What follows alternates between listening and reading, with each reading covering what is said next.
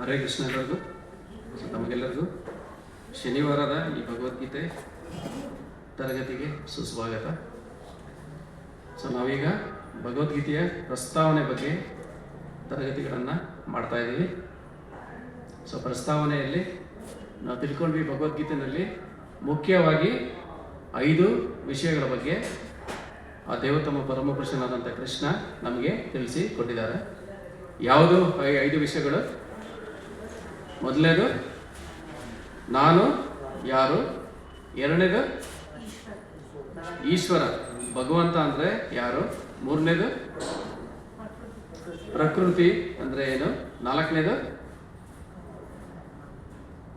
ಕಾಲ ಅಂದರೆ ಟೈಮ್ ಅಂದರೆ ಏನು, ಐದನೇದು ಕರ್ಮ ಅಂದರೆ ನಾವು ಮಾಡುವಂಥ ಕೆಲಸ ಅಂದರೆ ಏನು, ಅದನ್ನು ಯಾವ ರೀತಿ ಮಾಡಬೇಕು ಅಂತ ನಮಗೆ ಭಗವಂತ ತಿಳಿಸಿ ಕೊಟ್ಟಿದ್ದಾರೆ. ಸೊ ನಮ್ಮ ಮುಖ್ಯ ಉದ್ದೇಶ ಏನು, ಭಗವದ್ಗೀತೆಯಲ್ಲಿರುವಂಥ ಮುಖ್ಯ ವಿಷಯಗಳೇನಿದೆ, 5 ವಿಷಯಗಳು, ಅದರ ಬಗ್ಗೆ ನಾವು 5 ತರಗತಿಗಳಲ್ಲಿ ಕೂಲಂಕುಷವಾಗಿ ಅದರ ಬಗ್ಗೆ ತಿಳ್ಕೊಳ್ಳೋದು. ಅದಾದ ನಂತರ ನಾವು ಒಂದೊಂದು ಶ್ಲೋಕವನ್ನು ಸಹ ಅಧ್ಯಯನ ಮಾಡೋದು ನಮ್ಮ ಮುಖ್ಯ ಉದ್ದೇಶ. ಸೊ ಮೊದಲನೇ ಕ್ಲಾಸಲ್ಲಿ ಏನನ್ನ ತಿಳ್ಕೊಂಡ್ವಿ, ಯಾವ ಒಂದು ವಿಷಯದ ಬಗ್ಗೆ ತಿಳ್ಕೊಂಡ್ವಿ, ನಮ್ಮ ಒಂದು ಪರಿಚಯ ಅಂದರೆ ನಾನು ಯಾರು ಅನ್ನೋದ್ರ ಬಗ್ಗೆ ನಾವು ತಿಳ್ಕೊಂಡ್ವಿ. ಸೊ ನಾವು ಯಾರು, ನಾನು ಅಂದರೆ ನನ್ನ ಹೆಸರು ಅಲ್ಲ, ನನ್ನ ತಂದೆ ತಾಯಿ ಇಟ್ಟಿರೋ ಹೆಸರು ಅಲ್ಲ, ನಾನು ಈ ದೇಹನೂ ಅಲ್ಲ, ಅಥವಾ ನಾನು ಯಾವ ಒಂದು ಕೆಲಸ ಮಾಡ್ತಾ ಇದ್ದೀನಿ ಆ ಒಂದು ಕೆಲಸದಿಂದ ನನ್ನನ್ನು ಕರೀತಾರಲ್ಲ ಒಂದು ಪೊಸಿಷನಿಂದ, ಅದು ನಾನಲ್ಲ, ನಾನು ಈ ದೇಹನೂ ಅಲ್ಲ. ನಾನು ಯಾರು, ನಾನು ಸಚ್ಚಿದಾನಂದ ಸ್ವರೂಪದಲ್ಲಿರುವಂತಹ ಆತ್ಮ. ಸೊ ಈ ಒಂದು ಆತ್ಮ ಈ ದೇಹದಲ್ಲಿ ನೆಲೆಸಿದೆ. ಸೊ ಈ ದೇಹ ಒಂದು ವಾಹನ, ಈ ಆತ್ಮ ನಮ್ಮನ್ನು ಏನು ಮಾಡ್ತಾ ಇದೆ, ಈ ವಾಹನನ ಚಾಲನೆ ಮಾಡಿಕೊಂಡು ಮುಂದಕ್ಕೆ ಹೋಗ್ತಾ ಇದೆ. ಸೊ ನಾವು ಈ ದೇಹ ಅಲ್ಲ ಅಂತ ತಿಳ್ಕೊಂಡ್ವಿ. ನಮ್ಮ ಇವೆಲ್ಲ ನಾವೇನೋ ಒಂದು ಜೀವನ ಮಾಡ್ತಾ ಇದ್ದೀವಿ, ಅದು ಹುಟ್ಟಿನಿಂದ ಅದು ಶುರು ಆಗಲಿಲ್ಲ, ಸತ್ತಾಗ ಅದು ಮುಗಿಯೋದು ಇಲ್ಲ. ಸೊ ನಾವು ಹುಟ್ಟಿದಕ್ಕಿಂತ ಹಿಂದೆಗಡೆನೂ ಅನೇಕ ಜನ್ಮಗಳನ್ನು ನಾವು ಎತ್ತಿದ್ದೀವಿ, ಸತ್ತ ಮೇಲೂ ಸಹ ನಾವು ಮುಂದೆ ಜನ್ಮಗಳನ್ನು ಎತ್ತುತ್ತೀವಿ. ಭಗವಂತ ಏನು ಹೇಳಿದ್ದಾರೆ, ದೇಹಿನೋ ಅಸ್ಮಿನ್ ಯಥಾ ದೇಹೆ ಕೌಮಾರಂ ಯೌವನಂ ಜರ ತಥಾ ದೇಹಾಂತರ ಪ್ರಾಪ್ತಿ ಧೀರಸ್ತತ್ರ ನಮೂಯತೆ. ಅಂದರೆ ನಾವು ಯಾವ ರೀತಿ ಚಿಕ್ಕ ಮಗುವಿನಿಂದ ಯೌವನಕ್ಕೆ ಬರ್ತೀವಿ, ಯೌವನಕ್ಕಿಂದ ಮುಪ್ಪಿಗೆ ಬರ್ತೀವಿ, ಮುಪ್ಪಿನ ನಂತರನೂ ಸಹಜವಾಗಿ ಆ ಒಂದು ಆತ್ಮ ಒಂದು ಹೊಸ ಒಂದು ದೇಹವನ್ನು ಪಡ್ಕೊಳ್ಳುತ್ತೆ. ಯಾವ ರೀತಿ ನಾವು ಯಾವ ರೀತಿ ಒಂದು ಹಳೆ ಬಟ್ಟೆಯನ್ನು ಕಳಚಾಕಿ ಹೊಸ ಬಟ್ಟೆನ ಹಾಕೊಳ್ತೀವೋ, ಅದೇ ರೀತಿ ಆತ್ಮ ಏನು ಮಾಡುತ್ತೆ, ಹಳೆ ಬಟ್ಟೆನ ತೆಗೆದಾಕಿ ಹೊಸ ಬಟ್ಟೆನ ಹಾಕೊಳ್ಳುತ್ತೆ. ಧೀರನಾಗಿರೋರು ಇದಕ್ಕೆ ಗೊಂದಲಕ್ಕೆ ಒಳಗಾಗೋದಿಲ್ಲ ಅಂತ ಭಗವಂತ ನಮಗೆ ತಿಳಿಸಿ ಕೊಟ್ಟಿದ್ದಾರೆ. ಸೊ 2ನೇ ಅಧ್ಯಾಯದಲ್ಲಿ ನಮಗೆ ನಮ್ಮ ಪರಿಚಯ ಅಂದರೆ ಆತ್ಮದ ಬಗ್ಗೆ ಇನ್ನೂ ಹೆಚ್ಚು ಕೂಲಂಕುಷವಾಗಿ ತಿಳಿಸ್ಕೊಟ್ಟಿದ್ದಾರೆ. ಅದನ್ನು ಮುಂದೆ ಅಧ್ಯಯನ ಮಾಡೋಣ. ಸೊ ಈಗ ನಾವು ಒಂದು ಇದಾಗಿ ತಿಳ್ಕೊಂಡಿರೋದೇನು, ನಾವು ಈ ದೇಹ ಅಲ್ಲ, ನಾವು ಆತ್ಮ ಅಂತ. ಸೊ ಅದಾದ ನಂತರ ಆತ್ಮದ ಸುತ್ತ ಇರುವಂಥ ಆವರಣಗಳು ಯಾವ್ಯಾವುದಿದೆ, ಒಂದು ಸ್ಥೂಲವಾಗಿರುವಂಥ ಈ ಒಂದು ದೇಹ ಇದೆ. ಈ ದೇಹ ಯಾವುದರಿಂದ ಆಗಿದೆ, ಪಂಚಭೂತಗಳಿಂದ ಆಗಿದೆ. ಸೊ ಇದರ ನಂತರ ಇದರೊಳಗಡೆ ಏನಿದೆ, ಸೂಕ್ಷ್ಮ ಶರೀರನೂ ಸಹ ಇದೆ. ಈ ಸೂಕ್ಷ್ಮ ಶರೀರ ಯಾವುದರಿಂದ ಆಗಿದೆ, ಮನಸ್ಸು, ಬುದ್ಧಿ, ಮಿಥ್ಯ, ಅಹಂಕಾರ. ಸೊ ಒಂದು ಆತ್ಮದ ಸುತ್ತ ಇರುವಂಥ ಮೊದಲನೇ ಆವರಣ ಯಾವುದು, ಯಾವಾಗಲೂ ನಾನು ಅಂತ ಹೇಳ್ತಾ ಇರ್ತೀವಲ್ಲ, ಆ ಒಂದು ಮಿಥ್ಯ ಅಹಂಕಾರ.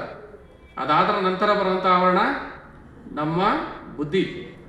ನಾವೇನೊಂದು ಜ್ಞಾನನ ಪಡ್ಕೊಂಡಿದ್ದೀವಿ ಅನೇಕ ಜನ್ಮಗಳಲ್ಲಿ, ಈ ಜನ್ಮಗಳಲ್ಲಿ ಏನನ್ನ ಪಡ್ಕೊಂಡು ಏನೊಂದು ಸ್ಟೋರ್ ಆಗಿದೆಯಲ್ಲ ಆ ಒಂದು ಬುದ್ಧಿ ಅಥವಾ ಇಂಟೆಲಿಜೆನ್ಸ್. ಅದಾದಮೇಲೆ ಬರುವಂಥ ಆವರಣ ಏನು, ನಮ್ಮ ಮನಸ್ಸು. ಸೊ ಇಂದಿನ ಕ್ಲಾಸಲ್ಲಿ ನಾವು ತಿಳ್ಕೊಂಡ್ವಿ ಯಾವ ರೀತಿ ಈ ಮನಸ್ಸು ಅನ್ನೋದು, ಕೃಷ್ಣ ಹೇಳ್ತಾರೆ ನಮಗೆ ಅದು ಅತ್ಯಂತ ಪ್ರಿಯವಾದಂಥ ಮಿತ್ರನೂ ಆಗ್ಬೋದು, ಅತ್ಯಂತ ಕಟುವಾದಂಥ ಶತ್ರುನೂ ಸಹ ಆಗ್ಬೋದು.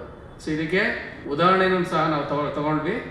ಸೊ ಮನಸ್ಸು ಅನ್ನೋದನ್ನಕ್ಕೆ ನಾವು ಯಾವ ಒಂದು ಅಭ್ಯಾಸದಿಂದ ಅದಕ್ಕೆ ನಾವು ಪ್ರಾಕ್ಟೀಸ್ ಮಾಡ್ತೀವೋ ಅದಕ್ಕೆ ಅದು ಹೊಂದ್ಕೊಳ್ಳುತ್ತೆ. ಸೊ ನಾವು ಬೆಳಿಗ್ಗೆ ಬೇಗ ಎದ್ದೇಳೋದನ್ನು ಪ್ರಾಕ್ಟೀಸ್ ಮಾಡಿದ್ರೆ ಏನಾಗುತ್ತೆ, ನಮಗೆ ಆಟೋಮೆಟಿಕ್ಕಾಗಿ ಎಚ್ಚರಿಕೆ ಆಗುತ್ತೆ, ಅಲ್ಲಿ ಅಲಾರಾಮ್ ಇಟ್ಕೊಳ್ಳೋ ಅವಶ್ಯಕತೆನೇ ಇಲ್ಲ. ಏನಕ್ಕೆ? ಆಟೋಮೆಟಿಕ್ಕಾಗಿ ನಮ್ಮ ಸಬ್ಕಾನ್ಷಿಯಸ್ ಮೈಂಡ್ ನಮ್ಮನ್ನು ಎಬ್ಬರಿಸುತ್ತೆ. ನಾವು ಯಾವುದಕ್ಕೆ ಪ್ರಾಕ್ಟೀಸ್ ಮಾಡಲಿ, ಅದು ಡ್ರೈವಿಂಗ್ ಇರ್ಬೋದು, ನಾವು ಹೋಗೋದಿರ್ಬೋದು, ನಡೆಯೋದಿರ್ಬೋದು, ಮಾತಾಡೋದಿರ್ಬೋದು, ನಾವು ಏನೇ ಆ್ಯಕ್ಟಿವಿಟಿ ಮಾಡೋದನ್ನು ನಾವು ಯಾವ ರೀತಿ ಪ್ರಾಕ್ಟೀಸ್ ಮಾಡ್ತೀವೋ ಆ ರೀತಿ ಏನಾಗುತ್ತದೋ ನಮಗೆ ಅರಿವಿಲ್ದೇನೆ ಅದು ಮಾಡಬಹುದು. ಅಂಥ ಒಂದು ಶಕ್ತಿ ಅಥವಾ ಸಾಮರ್ಥ್ಯ ಈ ಒಂದು ಮನಸ್ಸಿಗೆ ಇದೆ. ಸೊ ಅದನ್ನು ನಾವು ಸರಿಯಾಗಿ ಯೂಸ್ ಮಾಡಿಲ್ಲ ಅಂದರೆ ಏನಾಗುತ್ತೆ, ನಮ್ಮಲ್ಲಿ ನಾವು ಪಾಪದ ಒಂದು ಕೆಲಸಗಳನ್ನು ಅಥವಾ ಕೆಟ್ಟ ಕೆಲಸಗಳನ್ನು ಮಾಡೋದಕ್ಕೆ ನಾವು ಅದನ್ನು ಟ್ರೈನ್ ಮಾಡಿದ್ರೆ ಏನಾಗುತ್ತೆ, ನಮಗೆ ಅರಿವಿಲ್ಲದೇನೆ ನಾವು ಅದನ್ನು ಮಾಡ್ತಾ ಹೋಗ್ತೀವಿ. ನಮಗೆ ಅರಿವಿಲ್ಲದೇನೆ ನಾನು ಮೊಬೈಲ್ ತುಂಬ ಚೆನ್ನಾಗಿದೆ ಅಂತ ಈಗ ರೀಲ್ಸ್ನ ನೋಡ್ತೀನಿ, ಸಮಯ ಹೋಗೋದೇ ಗೊತ್ತಾಗಲ್ಲ, ನಾನು ನೋಡ್ತಾನೆ ಇರ್ತೀನಿ. ನನಗೆ ಅರಿವಿಲ್ದೇನೆ ನಾನೇನು ಮಾಡ್ತೀನಿ, ಗಂಟೆಗಟ್ಟಲೆ ನಾನು ಅದರಲ್ಲಿ ಟೈಮನ್ನು ವೇಸ್ಟು ಮಾಡ್ತಾ ಇರ್ತೀನಿ. ಸೊ ಈ ರೀತಿ ಮನಸ್ಸು ಅನ್ನೋದು ನಮಗೆ ಮಿತ್ರನೂ ಆಗ್ಬೋದು, ಶತ್ರುನೂ ಆಗ್ಬೋದು. ಸೊ ಅದನ್ನು ನಾವು ಕರೆಕ್ಟಾಗಿ ಟ್ರೈನ್ ಮಾಡಿದ್ರೆ ಏನಾಗುತ್ತೆ, ನಮ್ಮನ್ನು ಸರಿಯಾದ ಒಂದು ಗುರಿಗೆ ಅದು ತಲುಪಿಸೋದಕ್ಕೆ ನಮಗೆ ಸಹಾಯ ಮಾಡುತ್ತೆ. ಅದನ್ನು ನಾವು ರೆಗ್ಯುಲೇಟ್ ಮಾಡಿಲ್ಲ ಅಂದರೆ, ನಿಯಂತ್ರಣ ಮಾಡಿಲ್ಲ ಅಂದರೆ ನಮ್ಮನ್ನು ಅಧೋಗತಿಗೂ ಸಹ ಕರ್ಕೊಂಡು ಹೋಗುತ್ತೆ. ಸೊ ಈ ಮನಸ್ಸಿನ ಒಂದು ಪ್ರಭಾವದಿಂದನೇ ನಾವೇನು ಮಾಡ್ತೀವಿ, ಪ್ರತಿಯೊಬ್ಬರು ಜೀವಾತ್ಮರು ಏನು, ನಾವ್ಯಾರೂ ಸುಮ್ಮನೆ ಕುತ್ಕೊಳ್ಳೋದಕ್ಕಂತೂ ಆಗಲ್ಲ. ಏನೇ ಒಂದು ಆ್ಯಕ್ಟಿವಿಟಿ ಮಾಡಲೇಬೇಕು. ಮಾಡೋದಕ್ಕೆ ನಮ್ಮ ಇಂದ್ರಿಯಗಳು 5 ಕುದುರೆಗಳ ಥರ ಒಂದೊಂದು ಕಡೆ ನಮ್ಮನ್ನು ಎಳ್ಕೊಂಡು ಹೋಗ್ತಾ ಇರುತ್ತೆ. ಎಂಟೈರ್ ರಥ ಏನು, ನಮ್ಮ ಈ ಒಂದು ದೇಹ. ಇದಕ್ಕೆ 5 ಕುದುರೆಗಳಿದೆ, 5 ಇಂದ್ರಿಯಗಳು. ಕೆಲವೊಂದನ್ನು ನೋಡು ಅನ್ನುತ್ತೆ, ಕೆಲವೊಂದನ್ನು ಕೇಳು ಅನ್ನುತ್ತೆ, ಅಲ್ಲಿ ಹೋಗೋಣ ಅನ್ನುತ್ತೆ. ಈ ರೀತಿ ಅದು ಏನು ಹೇಳುತ್ತೋ ಅದಕ್ಕೆ ಇಂದ್ರಿಯಕ್ಕೆ ದಾಸನಾಗಿ ನಾನು ಕೆಲಸ ಮಾಡಿದ್ರೆ ಏನಾಗುತ್ತೆ, ಆ ಒಂದು ರಥ ಎಲ್ಲೋಗುತ್ತೆ, ಇಂದ್ರಿಯಗಳು ಎಲ್ಲಿ ಕರ್ಕೊಂಡು ಹೋಗುತ್ತೋ ಅಲ್ಲಿಗೆ ಹೋಗುತ್ತೆ. ಅದೇ ನಾವು ಭಗವದ್ಗೀತೆ ಜ್ಞಾನವನ್ನು ಕೊಟ್ಟು ಬುದ್ಧಿಯಿಂದ ಅದನ್ನು ಕಂಟ್ರೋಲ್ ಮಾಡಿದ್ರೆ ಆ ಒಂದು ಕುದುರೆಗಳು ನಾವು ಎಲ್ಲಿಗೆ ಹೋಗ್ಬೇಕೋ ಅಲ್ಲಿಗೆ ನಮ್ಮನ್ನು ಕರ್ಕೊಂಡು ಹೋಗುತ್ತೆ. ಸೊ ಇದು ಕೃಷ್ಣ ನಮಗೆ ಭಗವದ್ಗೀತೆಯಲ್ಲಿ ಹೇಳ್ಕೊಟ್ಟಿರೋಂಥ ಇದು. ಸೊ ಈ ರೀತಿ ನಾವು ಕೆಲಸಗಳನ್ನು ಮಾಡಬೇಕಾದ್ರೆ, ಕೆಲಸ ಮಾಡೋದ್ರಲ್ಲಿ 2 ವಿಧ ಅಂತ ಇದೆ ಅನ್ನೋದು ತಿಳ್ಕೊಂಡ್ವಿ. ಒಂದು ಪುಣ್ಯದ ಕೆಲಸ, ಇನ್ನೊಂದು ಪಾಪದ ಕೆಲಸ, ಅದಕ್ಕೆ ವಿರುದ್ಧವಾಗಿರುವಂಥದ್ದು. ಪುಣ್ಯದ ಕೆಲಸ ಅಂದರೆ ಏನು, ನಮ್ಮ ಶಾಸ್ತ್ರದಲ್ಲಿ ಏನು ಕೊಟ್ಟಿದ್ದಾರೋ ಅದಕ್ಕೆ ಅನುಗುಣವಾಗಿ ನಾವು ಜೀವನ ಮಾಡೋದು ಪುಣ್ಯದ ಕೆಲಸ. ಅದಕ್ಕೆ ವಿರುದ್ಧವಾಗಿ ಮಾಡೋದು ಪಾಪದ ಕೆಲಸ. ಇದನ್ನು ನಾವು ಸಕರ್ಮ ಅಂತ ಕರೆದ್ರೆ, ಇದನ್ನೇನಂತ ಕರಿತೀವಿ, ವಿಕರ್ಮ ಅಂತ ಕರಿತೀವಿ. ಅಂದರೆ ನಾವು ಮಾಡೋವಂಥ ಪ್ರತಿಯೊಂದು ಕೆಲಸನೂ ಐದರು ಸಕರ್ಮಕ್ಕೆ ಬರುತ್ತೆ ಅಥವಾ ವಿಕರ್ಮಕ್ಕೆ ಬರುತ್ತೆ. ಸೊ ಸಕರ್ಮಗಳನ್ನು ಮಾಡಿದ್ರೆ ಅಂದರೆ ನಮ್ಮ ಶಾಸ್ತ್ರದ ಪ್ರಕಾರ ನಾವು ಕೆಲಸ ಮಾಡೋದಕ್ಕೆ ಹೋದರೆ ಏನಾಗುತ್ತೆ, ನಮಗೆ ಪುಣ್ಯ ಸಿಗುತ್ತೆ. ವಿಕರ್ಮದ ಕೆಲಸ ಮಾಡಿದ್ರೆ ನಮಗೇನು ಬರುತ್ತೆ, ಪಾಪ ಸಿಗುತ್ತೆ. ಸೊ ಪುಣ್ಯನೂ ನಾವು ಅನುಭವಿಸ್ಬೇಕು, ಪಾಪನೂ ಸಹ ನಾವು ಅನುಭವಿಸ್ಬೇಕು. ಅದು ಯಾವಾಗ ಯಾವ ರೀತಿ ನಮಗೆ ಬರುತ್ತೆ ಅಂತ ಅದು ನಮಗೆ ಗೊತ್ತಿಲ್ಲ. ನಾವು ಮಾಡಿದಂತಹ ಕೆಲಸ ಅಥವಾ ಕರ್ಮದ ಮೇಲೆ ಭಗವಂತನ ಒಂದು ನೈಸರ್ಗಿಕ ನಿಯಮಗಳೇನಿದೆ ಅದರ ಪ್ರಕಾರ ನಮಗೆ ಅದು ರಿವರ್ಸು ಬಂದೇ ಬರುತ್ತೆ. ಪ್ರತಿಯೊಂದು ಕ್ರಿಯೆಗೆ ಅದಕ್ಕೆ ಸಮನಾದ ಮತ್ತು ವಿರುದ್ಧವಾದ ಪ್ರತಿಕ್ರಿಯೆ ಇದ್ದೇ ಇರುತ್ತೆ. Newton's third law, for every action there is equal and opposite reaction ಬಂದೇ ಬರುತ್ತೆ. ನಾನು ಇದನ್ನು ಮಾಡಿದ್ದೀನಿ, ನನಗೆ ಬೇಡ ಅಂದರೆ ಆಗಲ್ಲ. ಸೊ ಆ ಒಂದು ಬಂದೇ ಬರುತ್ತೆ. ನಾನು ಪುಣ್ಯ ಮಾಡಿದ್ರೆ ಪುಣ್ಯದ ಫಲನ ನಾನು ಅನುಭವಿಸ್ಲೇಬೇಕು, ಪಾಪ ಮಾಡಿದ್ರು ಪಾಪದ ಫಲನ ನಾನು ಅನುಭವಿಸ್ಲೇಬೇಕು. ನಾವು ಮಾಡಿದ ಕರ್ಮನ ನಾವೇ ಅನುಭವಿಸ್ಬೇಕು.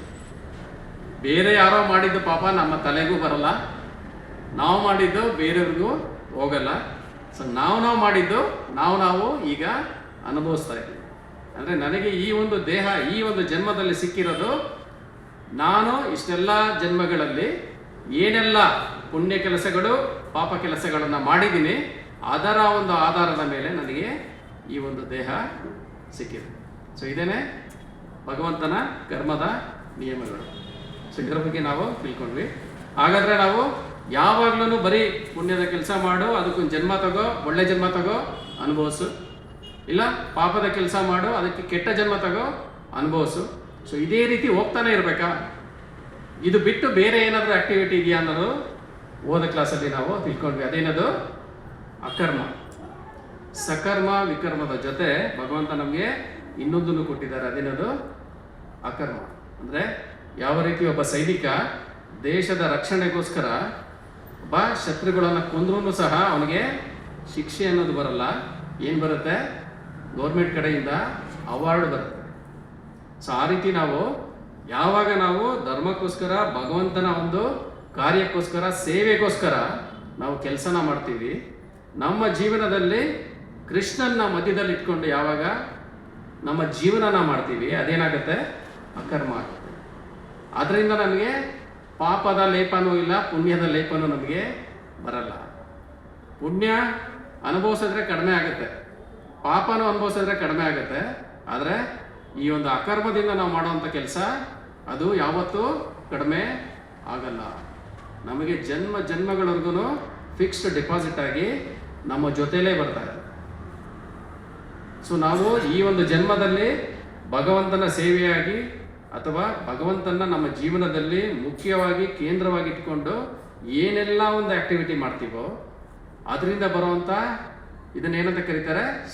ಸುಕೃತ ಅಂತ ಕರೀತಾರೆ. ಅದು ಯಾವತ್ತೂ ನಮ್ಮಿಂದ ಕಡಿಮೆ ಆಗಲ್ಲ. ಜನ್ಮ ಜನ್ಮಗಳು ನಮ್ಮ ಹತ್ರ ಬರ್ತಾ ಇರುತ್ತೆ. ಸೊ ಇಷ್ಟನ್ನು ನಾವು ಕರ್ಮದ ನಿಯಮಗಳ ಬಗ್ಗೆ ತಿಳ್ಕೊಳ್ಳೋದಕ್ಕೆ ನಾವು ಇಂದಿನ ಕ್ಲಾಸಲ್ಲಿ ತಿಳ್ಕೊಂಡ್ವಿ. ಸೊ ಈಗ ನಾವು ಯಾವಾಗಲೂ ಏನಂತ ಹೇಳ್ತಾ ಇದ್ವಿ? ನಮ್ಮ ಜೀವನದಲ್ಲಿ ಯಾರನ್ನ ಮಧ್ಯದಲ್ಲಿ ಇಟ್ಕೊಂಡು ಜೀವನ ಮಾಡಬೇಕು? ಕೃಷ್ಣನ್ನ. ಕೃಷ್ಣನ್ನೇ ಏನಕ್ಕೆ ಇಟ್ಕೋಬೇಕು? ತುಂಬ ಜನ ಹೇಳ್ತಾರೆ ನಾನು ದೇವರನ್ನೇ ನಂಬಲ್ಲ ಅಂತ. ನಮ್ಮ ಈ ಒಂದು ಪ್ರಪಂಚದಲ್ಲಿ ನೋಡಿದ್ರೆ ಎಲ್ಲ ಥರ ಜನಗಳು ನಮಗೆ ಸಿಗ್ತಾರೆ. ಮೇಜಾರಿಟಿಯಾಗಿ ಸಿಗೋದು ಏನು? ಒಬ್ಬರು ಆಸ್ತಿಕರು ಸಿಗಬೇಕು, ಇಲ್ಲ ನಾಸ್ತಿಕರು ಸಿಗಬೇಕು. ಅಂದರೆ ನಾವು ಯೂಶಲಿ ಹಂಗೆ ಅಂದ್ಕೊಳ್ತೀವಿ, ಐದಾರು ಆಸ್ತಿಕರಾಗಿರ್ತಾರೆ ಇಲ್ಲಾಂದರೆ ನಾಸ್ತಿಕರಾಗಿರ್ತಾರೆ ಅಂತ. ಆದರೆ ಪರ್ಸೆಂಟೇಜ್ ವೈಸು ಒಂದು ಸ್ಟಡಿ ಮಾಡಿ ಹೇಳಿದ್ರು. ಪರ್ಸೆಂಟೇಜ್ ಯಾವ ರೀತಿ ಇದೆ ಗೊತ್ತಾ? ಆಸ್ತಿಕರು ಅಂದರೆ ಕಂಪ್ಲೀಟಾಗಿ ಭಗವಂತನ ಇದಾನೆ ಅಂತ ನಂಬೋರು ಎಷ್ಟು ಪರ್ಸೆಂಟ್ ಇದ್ದಾರೆ? 80%. 5% ಇರೋದು. ಇದಾನೆ ಅಂತ ಕಂಪ್ಲೀಟಾಗಿ ನಂಬೋರು 5% ಇರೋದು. ಇಲ್ಲ ಅಂತ ನಂಬೋರು 95%. ಅವರು 5% ಇರೋದು. ಇನ್ನು 90% ಯಾರು? ಗೋಡೆ ಮೇಲಿರೋ ಥರ ಬೆಕ್ಕಿನ ಥರ. ನಮಗೆ ಕಷ್ಟ ಬಂದಾಗ ಅದೇನಾದರೂ ಕಷ್ಟ ಬಂದಾಗ ಏನು ಮಾಡ್ತೀವಿ? ವೆಂಕಟರಮಣ ಅಂತ. ಸಂಕಟ ಬಂದಾಗ ವೆಂಕಟರಮಣ ಅಂತ ನಾವು ಹೋಗ್ತೀವಿ. ಅದರಿಂದ ಕಷ್ಟ ಏನಾದರೂ ತೀರಿದ ಮೇಲೆ ಏನು ಮಾಡ್ತೀವಿ? ಬರ್ತೋಗ್ತೀವಿ. ತೀರ್ಲಿಲ್ವಾ? ಇನ್ನೂ ಕಷ್ಟಗಳು ಬರ್ತಾ ಇದೆಯಾ? ಏನು ಮಾಡ್ತೀವಿ? ಭಗವಂತನೇ ಇಲ್ಲ ಅಂತ ನಾವು ಹೇಳ್ತೀವಿ. ದೇವರೇ ಇಲ್ಲ ರೀ, ಇಲ್ಲಾಂದ್ರೆ ಇಷ್ಟೊಂದೆಲ್ಲ ಒಳ್ಳೇದು ಮಾಡ್ತಾ ಇದ್ದೀನಿ, ಇಷ್ಟೊಂದೆಲ್ಲ ಮಾಡ್ತಾ ಇದ್ದೀನಿ, ಆದರೂ ನನಗೇನಕ್ಕೆ ಪದೇ ಪದೇ ಕಷ್ಟ ಬರ್ತಾ ಇದೆ? ಎಷ್ಟೊಂದೆಲ್ಲ ಪೂಜೆ ಮಾಡ್ತಾ ಇದ್ದೀನಿ ನಿನಗೋಸ್ಕರ, ಎಷ್ಟೊಂದೆಲ್ಲ ಇದು ಮಾಡಿದೆ, ಆದರೂ ನನಗೆ ಕಷ್ಟನೇ ಬರ್ತಾ ಇದೆ, ನೀನು ಇಲ್ವೇ ಇಲ್ಲ ಅಂತ. ಇಲ್ಲ ಅಂದರೆ ಸುಖದಲ್ಲಿರಬೇಕಾದ್ರೆ ಭಗವಂತನ್ನೇ ಮರ್ತೋಗ್ಬಾರ್ದು, ಎಲ್ಲ ನಾನು ಮಾಡಿದೆ ಅನ್ನೋದು. ಸೊ ಈ ರೀತಿ ಗೋಡೆ ಮೇಲಿನ ಬೆಕ್ಕಿನ ಥರ ಕೆಲವೊಂದು ಸಂದರ್ಭಗಳಲ್ಲಿ ದೇವರು ಇದ್ದಾನೆ ಅನ್ನೋದು, ಕೆಲವೊಂದು ಸಂದರ್ಭದಲ್ಲಿ ಇಲ್ಲ ಅನ್ನೋದು. ಸೊ ಈ ರೀತಿ ಸಂಪೂರ್ಣ ನಂಬಿಕೆ ಇಲ್ಲದೆ ಇರೋರನ್ನೇ 90% ಇರೋದು. ಸೊ ನಮಗೆ ಒಂಥರ ಆ ಥರ ಅನ್ನಿಸ್ಬಿಡುತ್ತೆ. ಕಷ್ಟದ ಮೇಲೆ ಕಷ್ಟ ಯಾವಾಗ ಬರ್ತಾ ಇರುತ್ತೆ ಆವಾಗಲೇ ನಮಗೆ ಒಂಥರ ಕ್ವಶನ್ ಬಂದ್ಬಿಡುತ್ತೆ, ನಿಜವಾಗ್ಲೂ ನೀನು ಇದೆಯಾ ಅಂತ. ಸೊ ಇಂಥ ಒಂದು ಪರಿಸ್ಥಿತಿನಲ್ಲಿ ಇರೋರೆ ನಾವು ಜಾಸ್ತಿ ಇರೋದು. ಏನಕ್ಕೆ ಹೇಳಿ? ನಮಗೆ ಮುಖ್ಯವಾಗಿ ನಮಗೆ ಭಗವದ್ಗೀತೆಯ ಅಥವಾ ನಮ್ಮ ಶಾಸ್ತ್ರಗಳ ಜ್ಞಾನ ನಮಗೆ ಸರಿಯಾಗಿ ಸಿಕ್ಕಿಲ್ಲ. ಅದಕ್ಕೋಸ್ಕರ ಯಾವಾಗ ಅದು ಸಿಗುತ್ತೆ ಆವಾಗ ನಮಗೆ ಅದು ಫೌಂಡೇಶನ್ ಆಗಿ ಕುತ್ಕೊಂಡ್ಬಿಡುತ್ತೆ ಹೃದಯದಲ್ಲಿ, ಭಗವಂತ ಅನ್ನೋನು ಇದ್ದೇ ಇದ್ದಾನೆ. ಅದು ಸಿಕ್ಕಿಲ್ಲ ಅಂದಾಗ ಏನಾಗುತ್ತೆ? ಈ ಥರ ಫ್ಲಿಕ್ಕರಿಂಗ್ ಇರುತ್ತೆ. ಇವಾಗ ಏನೋ ದುಡ್ಡಿದ್ರೂ ಅದನ್ನ ಕಾಪಾಡ್ಕೊಳ್ಳೋಕ್ಕೋಸ್ಕರ ಒಂದು ನಮಸ್ಕಾರ ಹಾಕ್ಬಿಡೋಣ ಅಂತ ದೇವಸ್ಥಾನಕ್ಕೆ ಹೋಗ್ತೀವಿ. ಯಾಕೆ? ಅದು ಮಿಸ್ ಆಗ್ಬಾರ್ದಲ್ಲ, ಹೋಗ್ಬಿಡ್ಬಾರ್ದು ಅಲ್ಲಿಂದ. ಅಥವಾ ದುಡ್ಡಿಲ್ಲ ಅಂದರೆ ದುಡ್ಡು ಬರಲಿ ಅಂತ ದೇವ್ರಿಗೆ ಒಂದು ನಮಸ್ಕಾರ ಹಾಕೋಣ, ಒಂದು ಪೂಜೆ ಮಾಡ್ಸೋಣ ಅಂತ ನಾನು ಹೋಗ್ತೀನಿ. ಸೊ ಈ ರೀತಿ ನಾವು ಏನೋ ಒಂದು ಇಟ್ಕೊಂಡು ಬಂದಿದೆ ಇಲ್ಲ ಬಂದಿಲ್ಲ ಅಥವಾ ಭಯದಿಂದ ಈ ರೀತಿ ನಾವು ಭಗವಂತನ ಸಂದರ್ಭಕ್ಕೆ ಅನುಗುಣವಾಗಿ ನಂಬುತ್ತೀವಿ ಅಥವಾ ನಂಬದೆ ಇಡ್ತೀವಿ. ಅಂಥ ಒಂದು ಪರಿಸ್ಥಿತಿಲೇ ಮೋಸ್ಟ್ ಆಫ್ ದ ಪೀಪಲ್ ಇರೋದು. ಯಾವಾಗ ಜ್ಞಾನ ಅನ್ನೋದು ಇಲ್ಲದೆ ಇರಬೇಕಾದ್ರೆ. ಸೊ ಫಸ್ಟು ನಾವು ಇದನ್ನು ತಿಳ್ಕೊಳ್ಳೋಣ, ಭಗವಂತ ಏನಕ್ಕೆ ಇಲ್ಲ ಅನ್ನೋದನ್ನ ತಿಳ್ಕೊಳ್ಳೋಣ. ಭಗವಂತ ಇದ್ದೇ ಇದ್ದಾನೆ. ಅದಕ್ಕೆ ನಾವು ಅನೇಕ ಪ್ರೂಫ್ಗಳನ್ನ ನಾವು ತಗೋಬೋದು. ಭಗವಂತ ಯಾವ ರೀತಿ ಇದ್ದೇ ಇದ್ದಾನೆ ಅಂತ ನೀವು ಯಾರನ್ನ ಹೇಳ್ತೀರಾ? ಪ್ರೂಫ್ ಇಲ್ಲ, ಅವ್ರು ಇದ್ದೇ ಇದ್ದಾರೆ. ಇದರಿಂದ ನಮಗೆ ಗೊತ್ತಾಗುತ್ತೆ ಅವ್ರು ಇದ್ದೇ ಇದ್ದಾರೆ.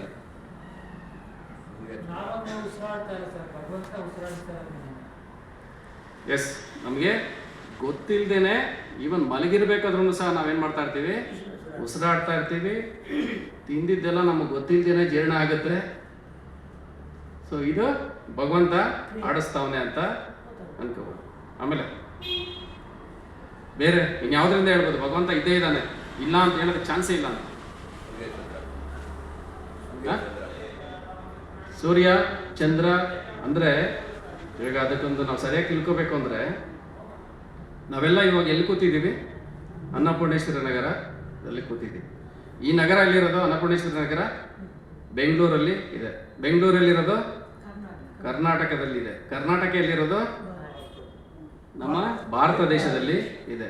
ಭಾರತ ದೇಶ ಎಲ್ಲಿರೋದು? ಏಷ್ಯಾ ಖಂಡದಲ್ಲಿದೆ. ಓಕೆ, ಏಷ್ಯಾ ಖಂಡ ಎಲ್ಲಿರೋದು? ಭೂಮಿನಲ್ಲಿ ಇದೆ. ಭೂಮಿನಲ್ಲಿನೂ ಭೂಭಾಗ ಎಷ್ಟಿರೋದು? ಕಾಲು ಭಾಗ ಮಾತ್ರನೇ. ಮುಕ್ಕಾಲು ಭಾಗ ಏನಿರೋದು? ನೀರು. ಓಕೆನಾ? ಆಮೇಲೆ ಈ ಭೂಮಿ ಎಲ್ಲಿರೋದು? ನಮ್ಮ ಸೌರ್ಯವ್ಯೂಹ ಅಂದರೆ ಪ್ಲಾನೆಟರಿ ಸಿಸ್ಟಮ್ ಏನಿದೆ ಅಲ್ಲಿ ಇದೆ. 8 ಅಥವಾ 9 ಗ್ರಹಗಳು. ಮಧ್ಯದಲ್ಲಿ ಸೂರ್ಯ ಇದ್ದಾನೆ, ಅದರ ಸುತ್ತುತ್ತಾ ಇದೆ ಅಂತ ನಾವು ತಿಳ್ಕೊಂಡಿದ್ವಿ. ಸೊ ನಮ್ಮ ಅಸ್ಟ್ರಾನಮಿ ಪ್ರಕಾರನೇ ಸೂರ್ಯ ಅನ್ನೋದೇನೋ ಒಂದು medium sized star. Medium size star, big star ಅಲ್ಲ. ನಮಗೆ ಅಷ್ಟೊಂದು ದೊಡ್ಡದಾಗಿದ್ದು ಅಷ್ಟೊಂದು ಶಾಖ ಕೊಟ್ಟು ಇಷ್ಟೆಲ್ಲ ಮಾಡ್ತಾರಲ್ಲ, ಅದೇನದು ಮೀಡಿಯಂ ಸೈಜ್ಡ್ ಸ್ಟಾರ್. ಈ ಥರದ್ದು ಅನೇಕ ಸ್ಟಾರ್ಗಳಿದೆ. ಸೊ ಈ ಒಂದು ನಮ್ಮ ಪ್ಲಾನೆಟರಿ ಸಿಸ್ಟಮ್ ಇವೆಲ್ಲ ಇರೋದು ಯಾವ ಒಂದು ಗ್ಯಾಲಕ್ಸಿನಲ್ಲಿ? Milky way ಗ್ಯಾಲಕ್ಸಿದಲ್ಲಿ. ಇದೊಂದೇ ಗ್ಯಾಲಕ್ಸಿನೇ ಇರೋದು ಪ್ರಪಂಚದಲ್ಲಿ. ಈ ಒಂದು ಸೃಷ್ಟಿನಲ್ಲಿ ಅನೇಕ ಗ್ಯಾಲಕ್ಸಿಗಳಿದೆ ಅಂತ ಆಲ್ರೆಡಿ ಅದನ್ನು ಪ್ರೂವ್ ಮಾಡಿ ಹೇಳಿದ್ದಾರೆ. ಸೊ ಇಂಥ ಒಂದು ದೊಡ್ಡ ಒಂದು ಪ್ರಪಂಚದಲ್ಲಿ ಅಂದರೆ ವಿಶ್ವದಲ್ಲಿ, ಯೂನಿವರ್ಸಲ್ಲಿ ನಾವಿವಾಗ ಎಲ್ಲಿ ಕೂತಿದ್ದೀವಲ್ಲ, ಅದನ್ನು ಒಂದೇ ಒಂದು ಡಾಟ್ ಇಟ್ಬಿಟ್ಟು ತೋರ್ಸೋಕ್ಕಾಗತ್ತಾ? ಯಾರ ಕೈಲೂ ತೋರ್ಸೋಕ್ಕಾಗಲ್ಲ. ಯಾಕೆಂದರೆ ನಮ್ಮ ಸೂರ್ಯನೇ ನಮಗೆ ನಿಯರೆಸ್ಟ್ ಸ್ಟಾರ್. ನಮ್ಮ ಆಕಾಶದಲ್ಲಿ ಯಾರ್ಯಾರ ನಕ್ಷತ್ರಗಳನ್ನ ಎಣಿಸೋದಕ್ಕಾಗತ್ತಾ? ಟ್ರೈ ಮಾಡಿದ್ದೀರಾ? ಎಣಿಸೋದಕ್ಕೆ ಆಗಲ್ಲ. ಅದರಲ್ಲಿ ನಮ್ಮ ನಿಯರೆಸ್ಟ್ ಸ್ಟಾರ್ ಯಾರು? ಸೂರ್ಯ. ಸೂರ್ಯನ ಬೆಳಕು ಆ ಸೂರ್ಯನಿಂದ ಭೂಮಿಗೆ ಬರೋದಕ್ಕೆ 8 ನಿಮಿಷ ಬೇಕು. ಎಷ್ಟು? 8 ನಿಮಿಷ ಬೇಕು. ನಾವಿವಾಗ ಏನು ನಮಗೆ ಬೆಳಕು ಬರ್ತಾ ಇದೆ, ಅದು 8 ನಿಮಿಷ ಹಿಂದೆ ಸೂರ್ಯನಿಂದ ಹೊಟ್ಟಿರೋದು. ಅಷ್ಟು ದೂರದಲ್ಲಿದೆ ನಾವು. ಆಮೇಲೆ ನಿಯರೆಸ್ಟ್ ಸ್ಟಾರ್ ಸೂರ್ಯನಿಗೆ ನಿಯರೆಸ್ಟ್ ಅಂದರೆ ನಮಗೆ ನಿಯರೆಸ್ಟ್ ಸ್ಟಾರ್, ಅಲ್ಲಿಂದ ಅದು ನಮಗೆ ಕಣ್ಣು ಕಾಣಿಸ್ಬೇಕು ಅಂದ್ರೂ ಎಷ್ಟು ಬೇಕು ಗೊತ್ತಾ? 4 ಲೈಟ್ ಇಯರ್ಸ್ ಬೇಕು. 4 ಲೈಟ್ ಇಯರ್ಸ್ ಅಂದರೆ ಏನು? ಯಾವ ರೀತಿ ಒಂದು ಬೆಳಕು ಟ್ರಾವೆಲ್ ಮಾಡುತ್ತಲ್ಲ ಪರ್ ಸೆಕೆಂಡ್, ಅದು ಒಂದು ವರ್ಷದಲ್ಲಿ ಎಷ್ಟು ಟ್ರಾವೆಲ್ ಮಾಡುತ್ತೋ ಅದು 4 ವರ್ಷಗಳಾಗಬೇಕು. ಅಂದರೆ ನಾನು ಈಗ ಆಕಾಶದಲ್ಲಿ ನೋಡ್ತಾ ಇರೋಂಥ ನಕ್ಷತ್ರ 4 ವರ್ಷ ಹಳೇದು.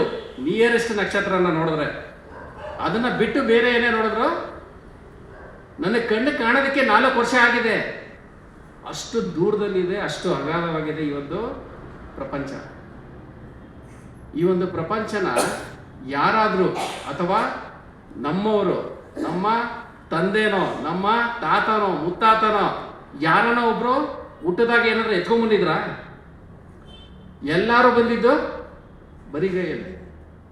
ಇಲ್ಲಿ ಎಲ್ಲ ಇತ್ತು, ನಾವೇನು ಮಾಡ್ತಾ ಇದ್ದೀವಿ? ಇಲ್ಲಿ ಜೀವನನ ಮಾಡ್ತಾ ಇದ್ದೀವಿ. ಇಂಥ ಅಗಾಧವಾದಂಥ ಪ್ರಪಂಚನ ಇಟ್ಟಿದವ್ರು ಯಾರು? ಇದರ ಹಿಂದೆ ಒಬ್ಬ ಸೃಷ್ಟಿಕರ್ತ ಅನ್ನೋನು ಇರಲೇಬೇಕು. ಇವೆಲ್ಲ ಆಕ್ಸಿಡೆಂಟ್ ಆಗಿ ಯಾವುದು ಬರಲ್ಲ. ಆಮೇಲೆ ಇಂಥ ದಿನ ಇಂಥ ಹೊತ್ತಲ್ಲೇ ಸೂರ್ಯ ಉದಯ ಆಗುತ್ತೆ. ಇಂಥ ಹೊತ್ತಲ್ಲೇ ಸೂರ್ಯ ಮುಳುಗ್ತಾನೆ, ಇಂಥ ಹೊತ್ತಲ್ಲೇ ಗ್ರಹಣ ಆಗುತ್ತೆ. ಈ ರೀತಿ ನಾವು ಈಗಲ್ಲ 100 ವರ್ಷಕ್ಕೆ ಮುಂದಕ್ಕೂ ಸಹ ನಾವು ಲೆಕ್ಕ ಹಾಕ್ಬಿಟ್ಟು ಹೇಳ್ಬೋದು. ಅಷ್ಟೊಂದು ಪರ್ಫೆಕ್ಟಾಗಿ ನಡೆಯುತ್ತೆ. ಎಲ್ಲ ಗ್ರಹಗಳ ಚಲನೆಗಳು ಅಷ್ಟೊಂದು ಪರ್ಫೆಕ್ಟಾಗಿ ನಡೆಯುತ್ತೆ. ಪರ್ಫೆಕ್ಟಾಗಿ ಯಾವಾಗ ನಡೆಯುತ್ತೆ?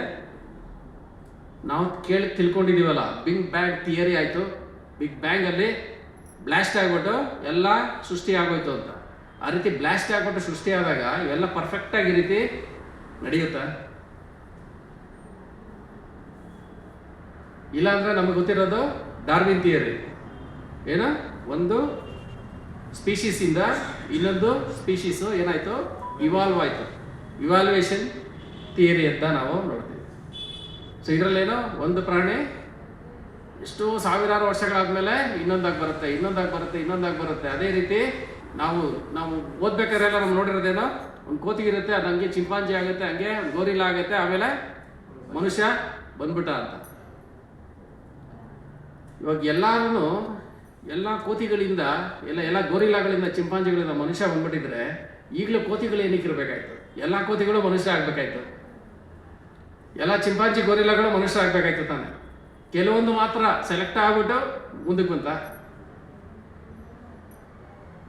ಭಗವಂತ ಕೊಟ್ಟಿರುವಂಥ ಸೃಷ್ಟಿನಲ್ಲಿ ಎಲ್ಲಾನು ಇದೆ, ಎಲ್ಲ ವೇರಿಯೇಷನ್ ಇದೆ, 84 ಲಕ್ಷ ಸ್ಪೀಶೀಸು ಇದೆ.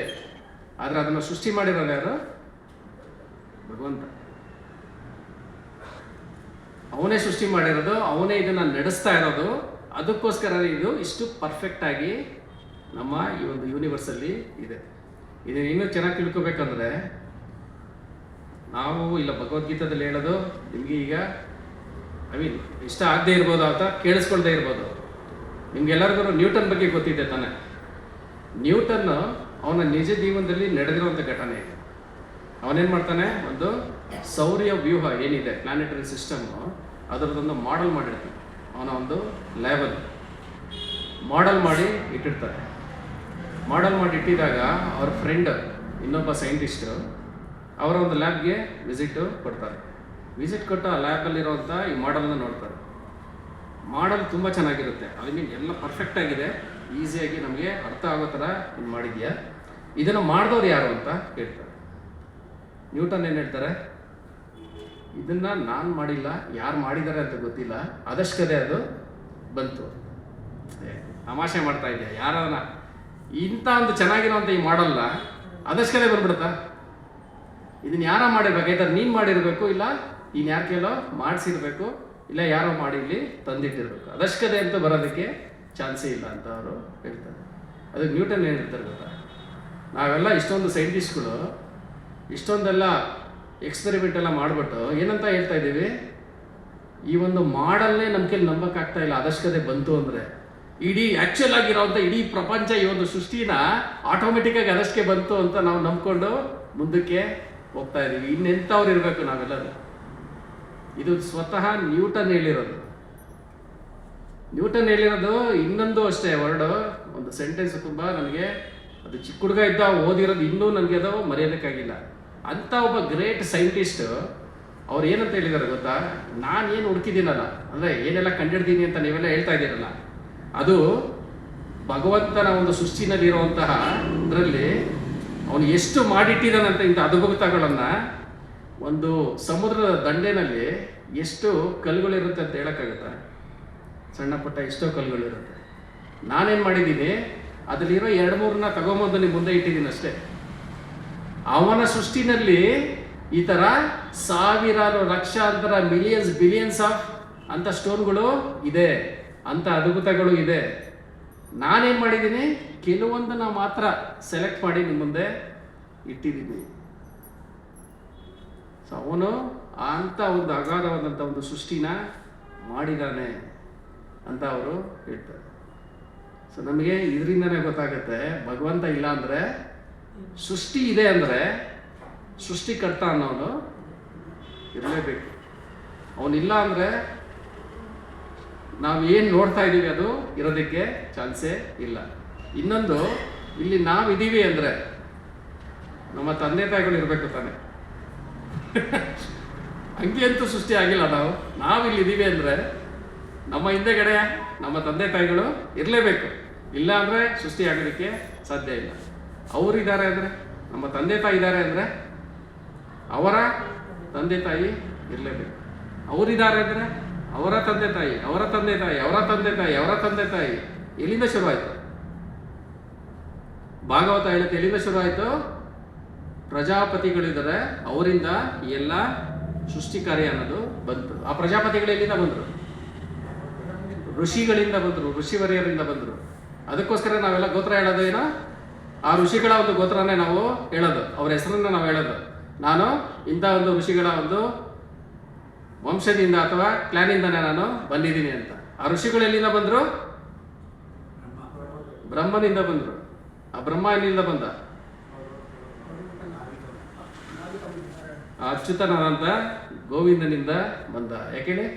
ಬ್ರಹ್ಮನೇ ಹೇಳ್ತಾರೆ ಬ್ರಹ್ಮ ಸಂಗೀತದಲ್ಲಿ, ಗೋವಿಂದ ಮಾದಿಪುರುಷಂ ತಮಹಂ ಭಜಾಮಿ. ಈಶ್ವರ ಪರಮ ಕೃಷ್ಣ ಸಚ್ಚಿದಾನಂದ ವಿಗ್ರಹ ಅನಾದಿರಾದಿರ್ ಗೋವಿಂದ ಸರ್ವಕಾರಣ ಕಾರಣ. ಗೋವಿಂದ ಯಾರು? ಅನಾದಿರ್ ಆದಿರ್ ಗೋವಿಂದ. ನಾವು ಈ ರೀತಿ, ನಾನು ನಮ್ಮಪ್ಪ ನಮ್ಮ ತಾತ ಈ ರೀತಿ ಹಿಂದಕ್ಕೆ ಹೋದರೆ ಎಲ್ಲಿ ಸ್ಟಾಪ್ ಆಗುತ್ತಲ್ಲ, ಆ ಅನಾದಿ ಯಾರಿಗೆ? ಅವನಿಗೆ. ಇನ್ನೊಬ್ರು ಇಲ್ಲವೋ? ಅವನು ಆ ಗೋವಿಂದ. ಇದನ್ನ ಹೇಳ್ದವ್ರು ಯಾರು? ಬ್ರಹ್ಮ ಸಂಹಿತೆಯಲ್ಲಿ ಸ್ವತಃ ಬ್ರಹ್ಮನೇ ಹೇಳಿದರು. ಸೊ ಇದರಿಂದ ಎಲ್ಲ ನಮಗೆ ಕ್ಲಿಯರ್ ಆಗಿ ಗೊತ್ತಾಗುತ್ತೆ ಏನೋ, ಭಗವಂತ ಅನ್ನೋನು ಇದ್ದೇ ಇದ್ದಾನೆ. ಭಗವಂತ ಇಲ್ದಿರ ಇಲ್ಲಿ ಯಾವುದು ನಡೀತಾ ಇಲ್ಲ. ಭಗವಂತನೇ ಇವೆಲ್ಲನೂ ಪ್ಲ್ಯಾನ್ ಮಾಡಿ ನಡೆಸ್ತಾ ಇರೋದು. ಈಗಲೇನೋ ಡೌಟ್ ಇದೆಯಾ ಯಾರಿಗನ ಭಗವಂತ ಇಲ್ಲ ಅಂತ? ಇಲ್ಲ, ಎಲ್ಲ ಹೋಗ್ತೀರಾ ಭಗವಂತ ಇದ್ದೇ ಇದ್ದಾನೆ ಅಂತ? ಓಕೆ, ಭಗವಂತ ಇದ್ದಾನೆ ಅಂದಮೇಲೆ ಅವನು ಯಾರು ಅನ್ನೋದ್ರ ಬಗ್ಗೆ ನಾವು ತಿಳ್ಕೊಳ್ಳೋಣ. ಸೊ ಯಾರು ಅಂತ ತಿಳ್ಕೊಬೇಕು ಅಂದರೆ ಯೂಶಲಿ ಅದು ಎಲ್ಲಿಂದ ಬರಬೇಕು? ಜ್ಞಾನದ ಒಂದು ಪರಂಪರೆಯಿಂದನೇ ಬರಬೇಕು. ನಾನು ಮೊದಲನೇ ಕ್ಲಾಸಲ್ಲಿ ನಿಮಗೆ ಹೇಳಿದ್ದೆ, ನಾವೇನು ಈ ಒಂದು ಭಗವದ್ಗೀತೆನ ನಿಮ್ಮ ಮುಂದೆ ಇಡ್ತಾ ಇದ್ದೀವಿ, ಅದು ಏನು ಗುರು ಶಿಷ್ಯ ಪರಂಪರೆಯಿಂದ ಬಂದಿರೋವಂಥ ಜ್ಞಾನನ ನಾವು ಇಡ್ತಾ ಇದ್ದೀವಿ. ಸೊ ಜ್ಞಾನವನ್ನು ಪಡ್ಕೊಳ್ಳೋದ್ರಲ್ಲೂ ಎಷ್ಟು ಥರ ಇದೆ? 3 ವಿಧಾನಗಳಿವೆ. ಎಷ್ಟಿದೆ? 3 ವಿಧಾನಗಳಿಂದ ನಾವು ಜ್ಞಾನವನ್ನು ಪಡ್ಕೋಬೋದು. ಮೊದಲನೇ ವಿಧಾನ ಯಾವುದು? ಪ್ರತ್ಯಕ್ಷ ಪ್ರಮಾಣ. ಪ್ರತ್ಯಕ್ಷ ಅಂದರೆ ನಾನು ಡೈರೆಕ್ಟಾಗಿ ನೋಡ್ತೀನಿ, ಕೇಳ್ತೀನಿ, ಮುಟ್ತೀನಿ, ನನಗೆ ಗೊತ್ತಾಗುತ್ತೆ. ಡೈರೆಕ್ಟಾಗಿ ನಾನು ನನ್ನ ಇಂದ್ರಿಯಗಳಿಂದ ಗ್ರಹಿಸುವಂಥ ಒಂದು ಜ್ಞಾನ. ಎರಡನೇದು ಅನುಮಾನ ಪ್ರಮಾಣ ಅಂತ. ಈ ಥರ ಇರಬಹುದು, ಆ ಥರ ಇರಬಹುದು ಅಂತ ಊಹೆ ಮಾಡಿ ನಾವು ತಿಳ್ಕೊಳ್ಳೋದಕ್ಕೆ ಪ್ರಯತ್ನ ಪಡೋದು. ಮೂರನೇ ಪ್ರಮಾಣ ಯಾವುದು? ಶಬ್ದ ಪ್ರಮಾಣ. ಶಬ್ದದಿಂದ ನಾವು ಕೇಳಿ ತಿಳ್ಕೊಳ್ಳೋದು. ಸೊ ಈ 3 ವಿಧ ಇರೋದು.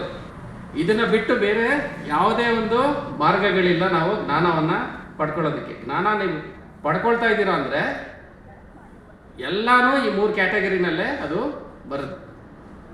ಸೊ ಅದರಲ್ಲಿ ನಾವು ಯೂಶಲಿ ಹೇಳೋದೇನು? ದೇವರು ಏನಕ್ಕಿಲ್ಲ? ನನ್ನ ಕಣ್ಣು ಕಾಣ್ತಾ ಇಲ್ಲ, ನನ್ನ ಕಣ್ಣಿಗೆ ಭಗವಂತ ಕಾಣಿಸಿಲ್ಲ, ಅದಕ್ಕೆ ದೇವರು ಇಲ್ಲ. ಬೇರೆಯವರೆಲ್ಲ ಕಾಣಿಸಿದ್ದಾರೆ, ಅವ್ರ ಫೋಟೋನ, ಒಂದು ಪಿಕ್ಚರೋ ಏನೋ ಒಂದು ನೋಡಿದ್ದೀನಿ, ಅಥವಾ ಅವ್ರದ್ದು ಮೂವಿನೋ ಏನೋ ಒಂದು ನೋಡಿದ್ದೀನಿ, ನನಗೆ ಕಾಣಿಸೋರೆ, ಅದಕ್ಕೆ ನಂಬ್ತೀನಿ. ದೇವ್ರನ್ನ ಏನಕ್ಕೆ ನಂಬಲ್ಲ? ಕಾಣಿಸಿಲ್ಲ, ನನಗೆ ನನ್ನ ಕಣ್ಣಿಗೆ ಕಾಣಿಸಿಲ್ಲ, ಅದಕ್ಕೆ ನಾನು ನಂಬಲ್ಲ ಅಂತ ನಾವು ಹೇಳ್ತೀವಿ. ನಾನು ಇಲ್ಲಿ ಕೂತಿದ್ದೀನಲ್ಲ, ಈ ಗೋಡೆ ಹಿಂದೆಗಡೆ ಇರುವಂಥ ಅಂಗಡಿನೂ ನನಗೆ ಕಾಣಿಸಲ್ಲ. ಕಾಣುತ್ತಾ? ಇಲ್ಲಿ ಹಿಂದೆ ತಿರುಗಿ ನೋಡಿದ್ರೆ ಕಾಣುತ್ತಾ? ಏನಕ್ಕೆ ಕಾಣಿಸಲ್ಲ? ಗೋಡೆ ಅಡ್ಡ ಇದೆ. ಸೊ ನಾನು ಅಲ್ಲಿ ಹೊರಗಡೆ ಇರೋದನ್ನ ನೋಡ್ಬೇಕಂದ್ರೆ ಏನು ಮಾಡಬೇಕು? ಇಲ್ಲೇ ಕುತ್ಕೊಂಡು ನೋಡಿದ್ರೆ ಕಾಣಿಸಲ್ಲ. ಯಾಕೇಳಿ? ನನ್ನ ಕಣ್ಣಿಗೆ ಲಿಮಿಟೇಷನ್ಸ್ ಇದೆ. ಅದು ಗೋಡೆ ಅಡ್ಡ ಬಂದರೆ ಅದರಿಂದ ಪಕ್ಕದಲ್ಲಿ ಇರೋದು ನನ್ನ ಕಣ್ಣಿಗೆ ಅದು ಕಾಣಿಸಲ್ಲ.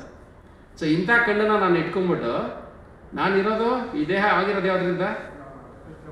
ಪಂಚಭೂತಗಳಿಂದ ಆಗಿರೋದು. ಕಲ್ಲು, ಮಣ್ಣು, ಗಾಳಿ, ನೀರು, ಆಕಾಶ. ಸೊ ಇದರಿಂದ ಆಗಿರುವಂಥ ಪಂಚಭೂತಗಳಿಂದ ಆಗಿರೋದು ದೇಹ. ಅದೇ ರೀತಿ ಆಗಿರೋದು ಕಣ್ಣನು. ಅವನು ಯಾರು? ಸಚ್ಚಿದಾನಂದ ಸ್ವರೂಪದಲ್ಲಿರೋಂಥ ಭಗವಂತ. ಅವ್ರು ಪಂಚಭೂತಗಳಿಂದ ಆಗಿದಾರಾ? ಆಗಿಲ್ಲ. ಸೊ ಈ ಥರ ದೇಹನ ಇಟ್ಕೊಂಡು ನನಗೆ ಆ ಥರದಲ್ಲಿರುವಂಥವನು ನನಗೆ ಕಾಣಿಸ್ಬೇಕು ಅದು ಎಲ್ಲಿಂದ ಕಾಣುತ್ತೆ? ಅದು ನನಗೆ ಕಾಣಿಸ್ಬೇಕು ಅಂದಿದ ತಕ್ಷಣ ನನ್ನ ಮುಂದೆ ಬಂದು ನಿಂತ್ಕೊಳ್ಳೋದಕ್ಕೆ ಅವರು ನಾನು ಸಂಬಳ ಕೊಟ್ಟು ಇಟ್ಕೊಂಡಿರೋಂಥ ಒಬ್ಬ ಕೆಲಸಗಾರನ ಅಥವಾ ನನ್ನ ಸೇವಕನ ನಾನು ನೋಡಬೇಕು, ನನ್ನ ಕಣ್ಣು ಮುಂದೆ ಬಾ, ಅವಾಗಲೇ ನೀನು ನಂಬ್ತೀನಿ ಅನ್ನೋಕ್ಕೆ. ಅಟ್ಲೀಸ್ಟ್ ನಮ್ಮ ದೇಶದ ಒಂದು ಪ್ರಧಾನಮಂತ್ರಿ ನೋಡಬೇಕು ಅಂದ್ರೆ ನಾನು ನೋಡ್ಬೇಕನ್ನ ನೋಡೋಕ್ಕಾಗತ್ತೆ ಈಗ? ಅದಕ್ಕೆ ಎಷ್ಟೊಂದು ಪ್ರಾಸೆಸ್ ಇದೆ. ಅವೆಲ್ಲ ಅಪಾಯಿಂಟ್ಮೆಂಟ್ ತೊಗೊಂಡು ಎಷ್ಟು ಯಾವಾಗ ಕೊಡ್ತಾರ ಅಲ್ಲಿ ಕಾಯ್ಕೊಂಡು ಹೋಗಿ, ಇಲ್ಲಿಂದ ನಾನು ಡೆಲ್ಲಿಗೆ ಹೋಗಿ ಅವ್ರು ಎಲ್ಲಿದ್ದಾರ ಅಲ್ಲಿ ವೆಯ್ಟ್ ಮಾಡಿ, ಆಮೇಲೆ ಎಲ್ಲ ಪ್ರೋಟೋಕಾಲ್ಸ್ನ ಕ್ಲಿಯರ್ ಮಾಡಿಕೊಂಡು ಅವರು ಇಷ್ಟಪಟ್ಟರೆ ಅವ್ರ ಅಪಾಯಿಂಟ್ಮೆಂಟ್ ಕೊಟ್ಟರೆ ನಾವು ನೋಡ್ಬೋದು. ನೀನು ವೇಸ್ಟ್ ಬಾಡಿ ನೀನು ನೋಡಲ್ಲ ಅಂದರೆ ನೋಡೋಕ್ಕೆ ಆಗಲ್ಲ. ಒಬ್ಬ ಪ್ರಧಾನಮಂತ್ರಿ ನೋಡೋಕ್ಕೆ ಇಷ್ಟೊಂದು ಇರಬೇಕಾದ್ರೆ ಸೊ ಭಗವಂತನ ನಾವು ನೋಡೋಕ್ಕೆ ಅಷ್ಟೊಂದು ಸುಲಭ ಆಗುತ್ತಾ? ನನ್ನ ಕಣ್ಣು ಕಾಣೋ ಅವ್ನು ನಾನು ಹೋಗ್ತೀನಿ ಅನ್ನೋಕ್ಕೆ. ಸೊ ಅದಕ್ಕೋಸ್ಕರನೇ ಅವ್ರನ್ನ ನೋಡೋದಕ್ಕೂ ಏನಿದೆ, ಒಂದು ವಿಧಾನ ಅನ್ನೋದು ಇದೆ. ಆ ವಿಧಾನದಲ್ಲಿ ಹೋದರೆ ಕಾಣುತ್ತೆ. ಭಗವಂತ ಕಾಣಿಸ್ತಾನೆ, ಭಗವಂತ ಹೇಳಿದ್ದಾನೆ ನಾನು ಯಾವ ರೀತಿ ಕಾಣ್ತೀನಿ ಅಂತ. ಆ ಒಂದು ಪ್ರಾಸೆಸ್ಸಲ್ಲಿ ಹೋದ್ರೆ ಏನು ಮಾಡುತ್ತೆ? ಕಾಣ್ತಾರೆ. ಹೋಗಿಲ್ಲ ಅಂದರೆ ಸೊ ನಮ್ಮ ಇಂದ್ರಿಯಗಳು ಏನಾಗಿದೆ? ಅಪರಿಪೂರ್ಣವಾಗಿದೆ. ಸೊ ಇಂಥ ಒಂದು ಅಪರಿಪೂರ್ಣವಾದಂಥ ಇಂದ್ರಿಯಗಳನ್ನ ಇಟ್ಕೊಂಡು ನಾನು ಭಗವಂತ ನನಗೆ ಕಾಣಿಸ್ಬೇಕು, ನಾನು ಅದರಿಂದ ನಾನು ತಿಳ್ಕೊಳ್ತೀನಿ, ನಾನೇ ಎಲ್ಲ ಎಕ್ಸ್ಪೆರಿಮೆಂಟ್ ಮಾಡಿ ತಿಳ್ಕೊಳ್ತೀನಿ, ಡೈರೆಕ್ಟಾಗಿ ನಾನು ತಿಳ್ಕೊಳ್ತೀನಿ ಅಂದರೆ ಅದು ಸಾಧ್ಯ ಇಲ್ಲ. ಯಾಕೆಂದರೆ ನಾವೆಲ್ಲ ಇರೋದು ಬೇರೆ ಬೇರೆ ಡೈಮೆನ್ಷನಲ್ಲಿ. ಸೊ ಅದಕ್ಕೋಸ್ಕರ ಅದು ಸಾಧ್ಯ ಇಲ್ಲ. ಸೊ ಎರಡನೇದೇನು? ಬೈ ಇನ್ಫರೆನ್ಸ್ ಅಂದರೆ ಊಹಾತ್ಮಕ ಇದರಿಂದ. ಓಕೆ, ನನಗೆ ನೋಡೋಕ್ಕಾಗಲ್ಲ, ನಾನು ಗೆಸ್ ಮಾಡ್ತೀನಿ. ಗೆಸ್ ಮಾಡ್ಬೋದಲ್ಲ ಕೂತ್ಕೊಂಡು, ಇದು ಈ ಥರ ಇರ್ಬೋದು, ಅದು ಆ ಥರ ಇರ್ಬೋದು, ಸೃಷ್ಟಿ ಈ ಥರ ಆಗಿರ್ಬೋದು, ಕೋತಿಯಿಂದ ಮನುಷ್ಯ ಬಂದಿರ್ಬೋದು. ಇವೆಲ್ಲ ಇನ್ಫರೆನ್ಸೇ. ಯಾರೂ ನೋಡಿಲ್ಲ. ಕೋತಿಯಿಂದ ಗೊರಿಲ್ಲ ಆಗಿರೋ, ಗೋದ್ರಿಲಿಂದ ಇದ್ದ ಮನುಷ್ಯ ಬಂದಿರೋದು ಯಾರೂ ನೋಡಿಲ್ಲ. ಇವೆಲ್ಲ ಏನು? ಇನ್ಫರೆನ್ಸ್ ಅಂದರೆ ಊಹಾತ್ಮಕ ಬುದ್ಧಿಯಿಂದನೇ ನಾವು ಅದನ್ನು ಊಹೆ ಮಾಡಿ ನಮ್ಮ ಮುಂದೆ ಇಟ್ಟಿರೋದು. ದಯವಿಟ್ಟು ಬನ್ನಿ ಕೂತ್ಕೊಳ್ಳಿ. ಸೊ ಈ ರೀತಿ ಊಹಾತ್ಮಕದಲ್ಲಿರುವಂತಹ ಅನೇಕ ಥಿಯರಿಗಳು ನಮ್ಮ ಮುಂದೆ ಇದೆ, ನಮ್ಮನ್ನು ಕನ್ಫ್ಯೂಸ್ ಮಾಡೋದಕ್ಕೆ. ಸೊ ಅದಕ್ಕೋಸ್ಕರನೇ ಏನಾಗುತ್ತೆ? ಭಗವಂತ ಇಲ್ಲ ಅಂತೀವಿ, ಇಲ್ಲ ಇದಾನೆ ಅಂತೀವಿ. ನಮ್ಮ ಮುಂದೆ ಬರುವಂಥ ಪ್ರತಿಯೊಂದು ಥಿಯರಿಗಳು ಯಾವ ರೀತಿ ಇರುತ್ತೆ ಗೊತ್ತಾ? ಅದು ಭಗವಂತನಿಂದ ಸೃಷ್ಟಿಯಾಗಿಲ್ಲ, ಯಾವುದೋ ಒಂದು ಬೇರೆದ್ರಿಂದನೇ ಆಗಿದೆ ಅಂತಲೇ ನಮ್ಮ ಮುಂದೆ ಇಡ್ತಾ ಇರ್ತಾರೆ. ಆಟೋಮೆಟಿಕ್ಕಾಗಿ ಹಂಗೆ ಆಗಿದೆ ಅಂತಲೇ ನಮ್ಮ ಮುಂದೆ ಅದನ್ನು ಇಡ್ತಾ ಇರ್ತಾರೆ. ಸೊ ಈ ರೀತಿಯೇ ಅದು ನಮ್ಮನ್ನು ಕನ್ಫ್ಯೂಸು ಮಾಡ್ತಾ ಇರ್ತಾರೆ. ಆದರೆ ಈ ರೀತಿ ಊಹಾತ್ಮಕ ಚಿಂತನೆಯಿಂದ ನಾವು ತಿಳ್ಕೊಳ್ಳೋದಕ್ಕೆ ಆಗಲ್ಲ. ಸೊ ಇದನ್ನು ನೀವು ಇನ್ನೂ ಚೆನ್ನಾಗಿ ತಿಳ್ಕೊಬೇಕು ಅಂದರೆ ಒಂದು ಸ್ಮಾಲ್ ಎಕ್ಸಾಂಪಲ್ ಇದೆ. ಆ ಎಕ್ಸಾಂಪಲಲ್ಲಿ ಒಂದು ಕಾನ್ಫರೆನ್ಸ್ ಇರುತ್ತೆ. ಅಲ್ಲಿ ಅನೇಕ ಡಿಫ್ರೆಂಟ್ ಆಗಿರೋಂಥ ಡಾಕ್ಟರ್ಸು ಇವರೆಲ್ಲರೂ ಸೇರಿರ್ತಾರೆ. ಸೇರಿಬಿಟ್ಟು ಒಂದು ಯೂಶಲಿ ಬ್ರೇಕ್ ಇರುತ್ತಲ್ಲ, ಬ್ರೇಕ್ ಟೈಮಲ್ಲಿ ಹೊರಗಡೆ ನಿಂತಿರ್ತಾರೆ, ಮಾತಾಡ್ತಾ ಇರ್ತಾರೆ. ಮಾತಾಡ್ಬೇಕಾದ್ರೆ ದೂರದಿಂದ ಒಬ್ಬ ಕುಂಟ್ಕೊಂಡು ಬರ್ತಾ ಇರ್ತಾನೆ. ಓಕೆ, ದೂರದಲ್ಲಿ ಒಬ್ಬ ಕುಂಟ್ಕೊಂಡು ಬರ್ತಾ ಇರ್ತಾನೆ. ಸೊ ಇವರೆಲ್ಲರೂ ಗೆಸ್ ಮಾಡೋಕ್ಕೆ ಸ್ಟಾರ್ಟ್ ಮಾಡ್ತಾರೆ. ಸೊ ಯಾವ ರೀತಿ ಮಾಡ್ತಾರೆ? ಅವನೇನಕ್ಕೆ ಕುಂಟ್ಕೊಂಡು ಬರ್ತಾ ಇರ್ಬೋದು? ಅವನಿಗೆ ಒಬ್ಬರು ಹೇಳ್ತಾರೆ ಗಾಯ ಆಗಿರಬೇಕು, ಅದಕ್ಕೆ ಅವನು ಕುಂಟ್ಕೊಂಡು ಬರ್ತಾ ಇದ್ದಾನೆ. ಸೊ ಇನ್ನು ನ್ಯೂರಾಲಜಿಸ್ಟ್ ಏನು ಹೇಳ್ತಾರೆ? ಇಲ್ಲ, ಅವನಿಗೆ ನರ್ವಲ್ಲಿ ಏನಾದರೂ ಪ್ರಾಬ್ಲಮ್ ಇರ್ಬೋದು, ಅದಕ್ಕೆ ಅವನು ಕುಂಟ್ಕೊಂಡು ಬರ್ತಾ ಇದ್ದಾನೆ. ಈ ರೀತಿ ಒಬ್ಬೊಬ್ಬರು ಸ್ಪೆಷಲಿಸ್ಟ್ಗಳು ಒಂದೊಂದು ಆನ್ಸರು ಕೊಡ್ತಾ ಇರ್ತಾರೆ, ಏನಕ್ಕೆ ಅವನು ಕುಂಟ್ಕೊಂಡು ಬರ್ತಾ ಇದ್ದಾನೆ. ಒಬ್ಬೊಬ್ರು ಒಂದೊಂದು ಗೆಸ್ ಮಾಡಿ ಅವರು ಹೇಳ್ತಾ ಇರ್ತಾರೆ. ಕಡೆಗೆ ತಿಳ್ಕೊಬೇಕಾದ್ರೆ ಏನು ಮಾಡಬೇಕು? ಅವನನ್ನೇ ಕರೆದುಬಿಟ್ಟು ಅವರು ಕೇಳ್ತಾರೆ, ನೀನು ಏನಕ್ಕೆ ಕುಂಟ್ಕೊಂಡ್ಬರ್ತಾ ಇದ್ದೀನಿ? ಅವನೇನು ಹೇಳ್ತೀನಿ ಗೊತ್ತಾ?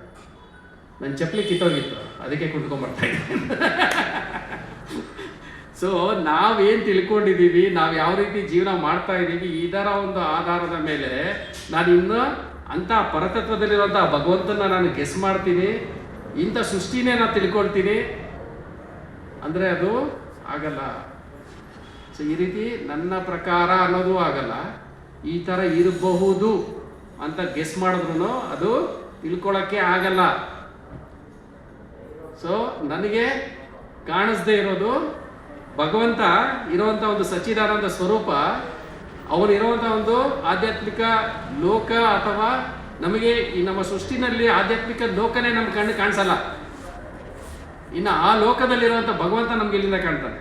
ನಾವೇನು ಆಕಾಶದಲ್ಲಿ ನೋಡ್ತೀವಿ ಅದು ಯಾವುದು ಆಧ್ಯಾತ್ಮಿಕ ಲೋಕನೇ ಅಲ್ಲ, ಅದೇನೋ ಎಲ್ಲ ಭೌತಿಕ ಲೋಕನೇ. ಬೇರೆ ಬೇರೆ ಗ್ಯಾಲಕ್ಸಿಗಳು, ಬೇರೆ ಬೇರೆ ಪ್ಲಾನೆಟರಿ ಸಿಸ್ಟಮ್ಗಳೇ ನಮ್ಮ ಕಣ್ಣಿಗೆ ಕಾಣುವಂಥದ್ದು. ಅದರ ಆಚೆ ಇರೋದು ಆಧ್ಯಾತ್ಮಿಕ ಲೋಕ, ಅಲ್ಲಿರುವಂಥ ಭಗವಂತ.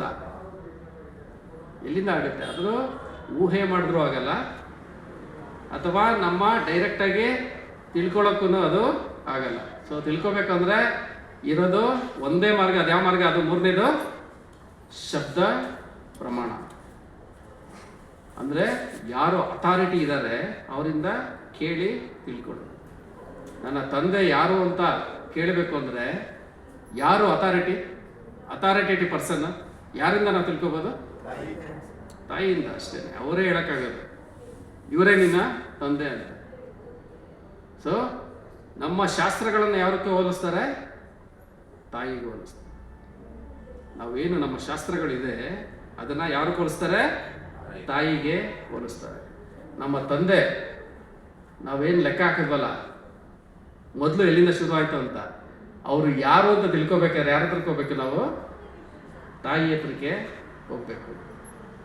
ಇಲ್ಲ ಅಂದರೆ ನಾವು ಯೂಶಲಿ ನಮ್ಮ ಇದರಲ್ಲಿ ನೋಡ್ಬೋದು, ದೇವರು ಅಂದರೆ ಎಲ್ಲರೂ ಒಂದೊಂದು ಹೇಳಲ್ಲ, ಒಬ್ಬೊಬ್ರು ಒಂದೊಂದು ಥರ ನಾವು ಯೂಶಲಿ ಹೇಳ್ತಾ ಇರ್ತೀವಿ. ಇದನ್ನ ಇನ್ನೂ ತಿಳ್ಕೊಬೇಕು ಅಂದರೆ ಚೆನ್ನಾಗಿ ಒಂದು ಆನೆ ಇರುತ್ತೆ ಅಂತ, 5 ಜನ ಕೂಡ್ರು ಇದ್ದಾರೆ, ಹುಟ್ಟು ಕೂಡ್ರು, ಲೈಫಲ್ಲೇ ನೋಡಿಲ್ಲ ಆನೆನ. ಅವ್ರೇನು ಮಾಡ್ತಾರೆ? ಒಬ್ಬೊಬ್ರು ಆನೆಯ ಒಂದೊಂದು ಭಾಗನ ಇಟ್ಕೊಳ್ತಾರೆ. ಒಬ್ಬ ಕಾಲನ್ನು ಇಟ್ಕೊತಾನೆ. ಕಾಲನ್ನು ಇಟ್ಕೊಂಡು ಅವನು ಏನು ಹೇಳ್ತಾನೆ? ಆನೆ ಹೆಂಗಿದೆ? ಕಂಬದ ಥರ ಇದೆ. ಯಾಕೆ ಅವ್ನಿಗೆ ಗೊತ್ತಾಗದಂತೆ ತಾನೆ, ನನ್ನ ಲೈಫಲ್ಲಿ ಆನೆ ನೋಡಿಲ್ಲ ನಾನು. ನೋಡಿದ್ರೆ ಹೆಂಗಿದೆ ಆನೆ? ಕಂಬದ ಥರ ಇದೆ. ಇನ್ನೊಬ್ಬ ಸೊಳ್ಳನ್ನು ಇಟ್ಕೊತಾನೆ, ಅದೆಂಗಿದೆ? ಗಟ್ಟಿಯಾಗಿ ಚೂಪಾಗಿ ನೈಸಾಗಿದೆ, ಕತ್ತಿ ಥರ. ಇನ್ನೊಬ್ಬ ಹೊಟ್ಟೆನ ಇಟ್ಕೊತಾನೆ, ಅದೆಂಗಿರುತ್ತೆ? ಬೆಟ್ಟದ ಥರ ಇರುತ್ತೆ. ಇನ್ನೊಬ್ಬ ಬಾಲನ ಇಟ್ಕೊತಾನೆ, ಅದೆಂಗಿರುತ್ತೆ? ಹಗ್ಗದ ಥರ ಇರುತ್ತೆ. ಸೊ ಈ ರೀತಿ ಹೋದ್ರೆ ಏನಾಗುತ್ತೆ? ನಮಗೆ ಬಿಟ್ಸ್ ಆ್ಯಂಡ್ ಪೀಸಸ್ ಅಲ್ಲಿ ನಮಗೆ ಸಿಗೋದು. ನಮ್ಮ ಜ್ಞಾನ ಅನ್ನೋದು ಪರ್ಫೆಕ್ಟ್ ಆಗಿರುವಂಥ ಜ್ಞಾನ ಸಿಗಲ್ಲ. ಸೊ ಅವ್ರು ಏನು ಮಾಡ್ಬೇಕು ಆ್ಯಕ್ಚುಲಿ ಅಂಥವರು? ಯಾರ ಕಣ್ಣಿದೆ, ಯಾರು ಆನೆನ ನೋಡಿದ್ದಾರೆ ಅವ್ರ ಹತ್ರ ಏನು ಮಾಡಬೇಕು? ಕೇಳಿಸ್ಕೊಂಡ್ರೆ ಏನಾಗುತ್ತೆ? ಆನೆ ಯಾವ ರೀತಿ ಇದೆ ಅಂತ ಅವರು ಕ್ಲಿಯರ್ ಆಗಿ ಎಕ್ಸ್ಪ್ಲೇನು ಮಾಡ್ತಾರೆ. ಅದಕ್ಕೋಸ್ಕರನೇ ಶ್ರವಣ ಅನ್ನೋದು ಅಷ್ಟೊಂದು ಮುಖ್ಯ ನಮ್ಮ ಜೀವನದಲ್ಲಿ. ಶ್ರವಣ ಅನ್ನೋದು ಅಷ್ಟೊಂದು ಮುಖ್ಯ. ಸೊ ನಮ್ಮ ಶಾಸ್ತ್ರಗಳು ತಾಯಿ ಆದರೆ ಆ ಒಂದು ಶಾಸ್ತ್ರಗಳನ್ನು ನಾವು ಯಾವ ರೀತಿ ಕಲಿಬೇಕು? ಮೊದಲಾಗಿ ಶ್ರವಣ ಮಾರ್ಗದಿಂದ, ಶಬ್ದ ಪ್ರಮಾಣದಿಂದನೇ ನಾವು ಕಲಿಬೇಕು. ಅರ್ಥ ಆಯ್ತಾ? ಅದಕ್ಕೋಸ್ಕರನೇ ಭಗವಂತ ಯಾರು ಅಂತ ನಾನು ತಿಳ್ಕೋಬೇಕು ಅಂದರೆ ಇರೋದು 3 ಮಾರ್ಗಗಳು: ಪ್ರತ್ಯಕ್ಷ ಪ್ರಮಾಣ, ಅನುಮಾನ ಪ್ರಮಾಣ, ಮೂರನೇದು ಶಬ್ದ ಪ್ರಮಾಣ. ಪ್ರತ್ಯಕ್ಷ ಅನುಮಾನದಲ್ಲಿ ಆಗಲ್ಲ, ಯಾವುದರಿಂದ ಆಗುತ್ತೆ? ಶಬ್ದ ಪ್ರಮಾಣದಿಂದನೇ ಆಗುತ್ತೆ. ಸೊ ನಮ್ಮ ಶಾಸ್ತ್ರಗಳು ಏನು? ನಮ್ಮ ತಾಯಿಯ ರೀತಿ. ಸೊ ಅದರಿಂದ ನಾವು ತಿಳ್ಕೋಬೇಕು ಅಂತ ನಾವು ಅರ್ಥ ಮಾಡ್ಕೊಂಡ್ವಿ. ಅಂದರೆ ಈ ಒಂದು ನಮ್ಮ ಶಾಸ್ತ್ರಗಳು ಯಾವ ರೀತಿ ಪರ್ಫೆಕ್ಟ್ ಇದೆ ಅನ್ನೋದಕ್ಕೂ ಕೆಲವೊಂದು ಎಕ್ಸಾಂಪಲ್ಸ್ ಇದೆ. ಅದನ್ನು ನಾವು ತಿಳ್ಕೊಳ್ಳೋಣ. ಅದರಿಂದಲೇ ನಮ್ಗೆ ಗೊತ್ತಾಗುತ್ತೆ ಈ ಒಂದು ಶಾಸ್ತ್ರಗಳು ಯಾವ ರೀತಿ ಅದು ಪರ್ಫೆಕ್ಟ್ ಅಂತ. ನಮ್ಮ ಯೂಶಲಿ ನಮ್ಮ ಒಂದು ಸೆನ್ಸ್ಗೆ ಅದು ಆಪೋಸಿಟ್ ಆಗಿರುತ್ತೆ. ಆದರೆ ನಮ್ಮ ಶಾಸ್ತ್ರಗಳು ಹೇಳುತ್ತೆ ಅದು ಕರೆಕ್ಟು ಅಂತ. ಸೊ ಅದು ಕರೆಕ್ಟಾಗಿ ಇದೆ. ಅದು ಯಾವ ರೀತಿ ಅನ್ನೋದನ್ನು ತಿಳ್ಕೊಳ್ಳೋಣ. ಸೊ ಪ್ರಭು ಯಾವಾಗಲೂ ಶಂಕ ಇಟ್ಕೊಂಡು ಓದ್ತಾರೆ, ಹೌದು ತಾನೆ? ಶಂಕ ಏನದು? ಅಲ್ಲ, ಶಂಕ ಏನದು? ಯೂಶಲಿ ಅನಿಮಲ್ದು ಶೆಲ್. ಅಂದ್ರೆ ಹೆಂಗೆ ಗೊತ್ತಾ? ಕ್ರೂಡಾಗಿ ಹೇಳಬೇಕು ಅಂದರೆ ಒಂದು ಪ್ರಾಣಿಯ ಮೂಳೆ ನಾವು ಯೂಶಲಿ ನಮ್ಮ ಒಂದು ಏನು ಇದು ಯಾವುದೇ ಒಂದು ಮೂಳೆನ ಮುಟ್ಟಿದ್ರೆ ಏನು ಮಾಡಬೇಕು? ಶುದ್ಧಿ ಮಾಡ್ಕೋಬೇಕು. ಆದರೆ ನಮ್ಮ ಶಾಸ್ತ್ರ ಹೇಳುತ್ತೆ ಏನು, ಅದೇ ಒಂದು ಮೂಳೆನ ಇಟ್ಕೊಂಡು ಪೂಜೆ ಮಾಡೋದಕ್ಕಿಂತ ಮುಂಚೆ ಆದ್ಮೇಲೆ ನೀನು ಊದು ಅಂತ. ನಾವು ಅದನ್ನ ಫಾಲೋ ಮಾಡ್ಕೊಂಡು ಬಂದಿದ್ದೀವಿ. ನಮ್ಮ ಸನಾತನ ಧರ್ಮದಲ್ಲಿ ನಾವು ಅದನ್ನ ಫಾಲೋ ಮಾಡ್ಕೊಂಡು ಬಂದಿದ್ದೀವಿ.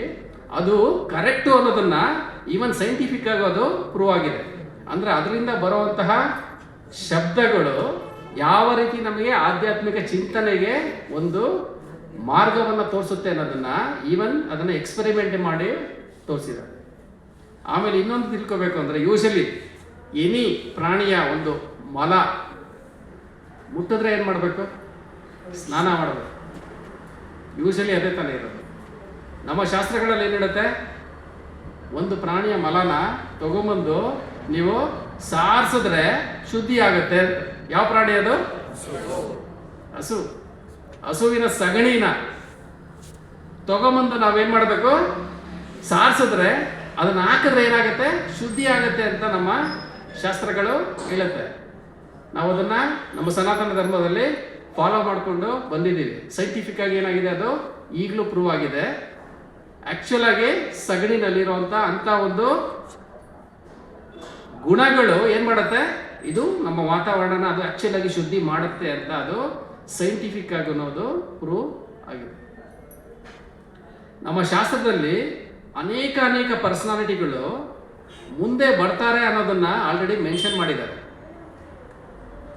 ಅದು ಚಾಣಕ್ಯ ಆಗಿರ್ಬೋದು, ಅಶೋಕ ಆಗಿರ್ಬೋದು, ಅನೇಕ ಪರ್ಸನಾಲಿಟಿಗಳು, ಚೈತನ್ಯ ಮಹಾಪ್ರಭು ಆಗಿರ್ಬೋದು, ಮುಂದೆ ಬರ್ತಾರೆ ಅನ್ನೋದನ್ನ ಮೆನ್ಷನ್ ಮಾಡಿದ್ದಾರೆ. ಅಂದ್ರೆ ನಮ್ಮ ಶಾಸ್ತ್ರಗಳು ಬರೆದಿರೋದು ಯಾವಾಗ? ವೇದವ್ಯಾಸರು 5000 ವರ್ಷಗಳ ಹಿಂದೆ. ಅವರು ಬುದ್ಧ ಬರ್ತಾರೆ ಅನ್ನೋದನ್ನ ಬರೆದಿದ್ದಾರೆ. ಅವ್ರು ಬಂದಿದ್ದು ಯಾವಾಗ? 2000 ವರ್ಷಗಳ ಹಿಂದೆ. ಸೊ ಅವರು ಬರೆದು 3000 ವರ್ಷ ಆದಮೇಲೆ ಬರುವಂಥ ಪರ್ಸನಾಲಿಟಿ ಬಗ್ಗೆ ನಮ್ಮ ಶಾಸ್ತ್ರದಲ್ಲಿ ಬರೆದಿದ್ದಾರೆ. ಅದು ನಡೆದಿದೆ. ಸೊ ಈ ರೀತಿ ಅನೇಕ ಪರ್ಸನಾಲಿಟಿಗಳು ಮುಂದೆ ಇಂತಿಂಥ ಕಾಲದಲ್ಲಿ ಇಂತಿಂಥ ಜಾಗದಲ್ಲಿ ಬರ್ತಾರೆ ಅಂತ ನಮ್ಮ ಶಾಸ್ತ್ರದಲ್ಲಿ ಇದೆ.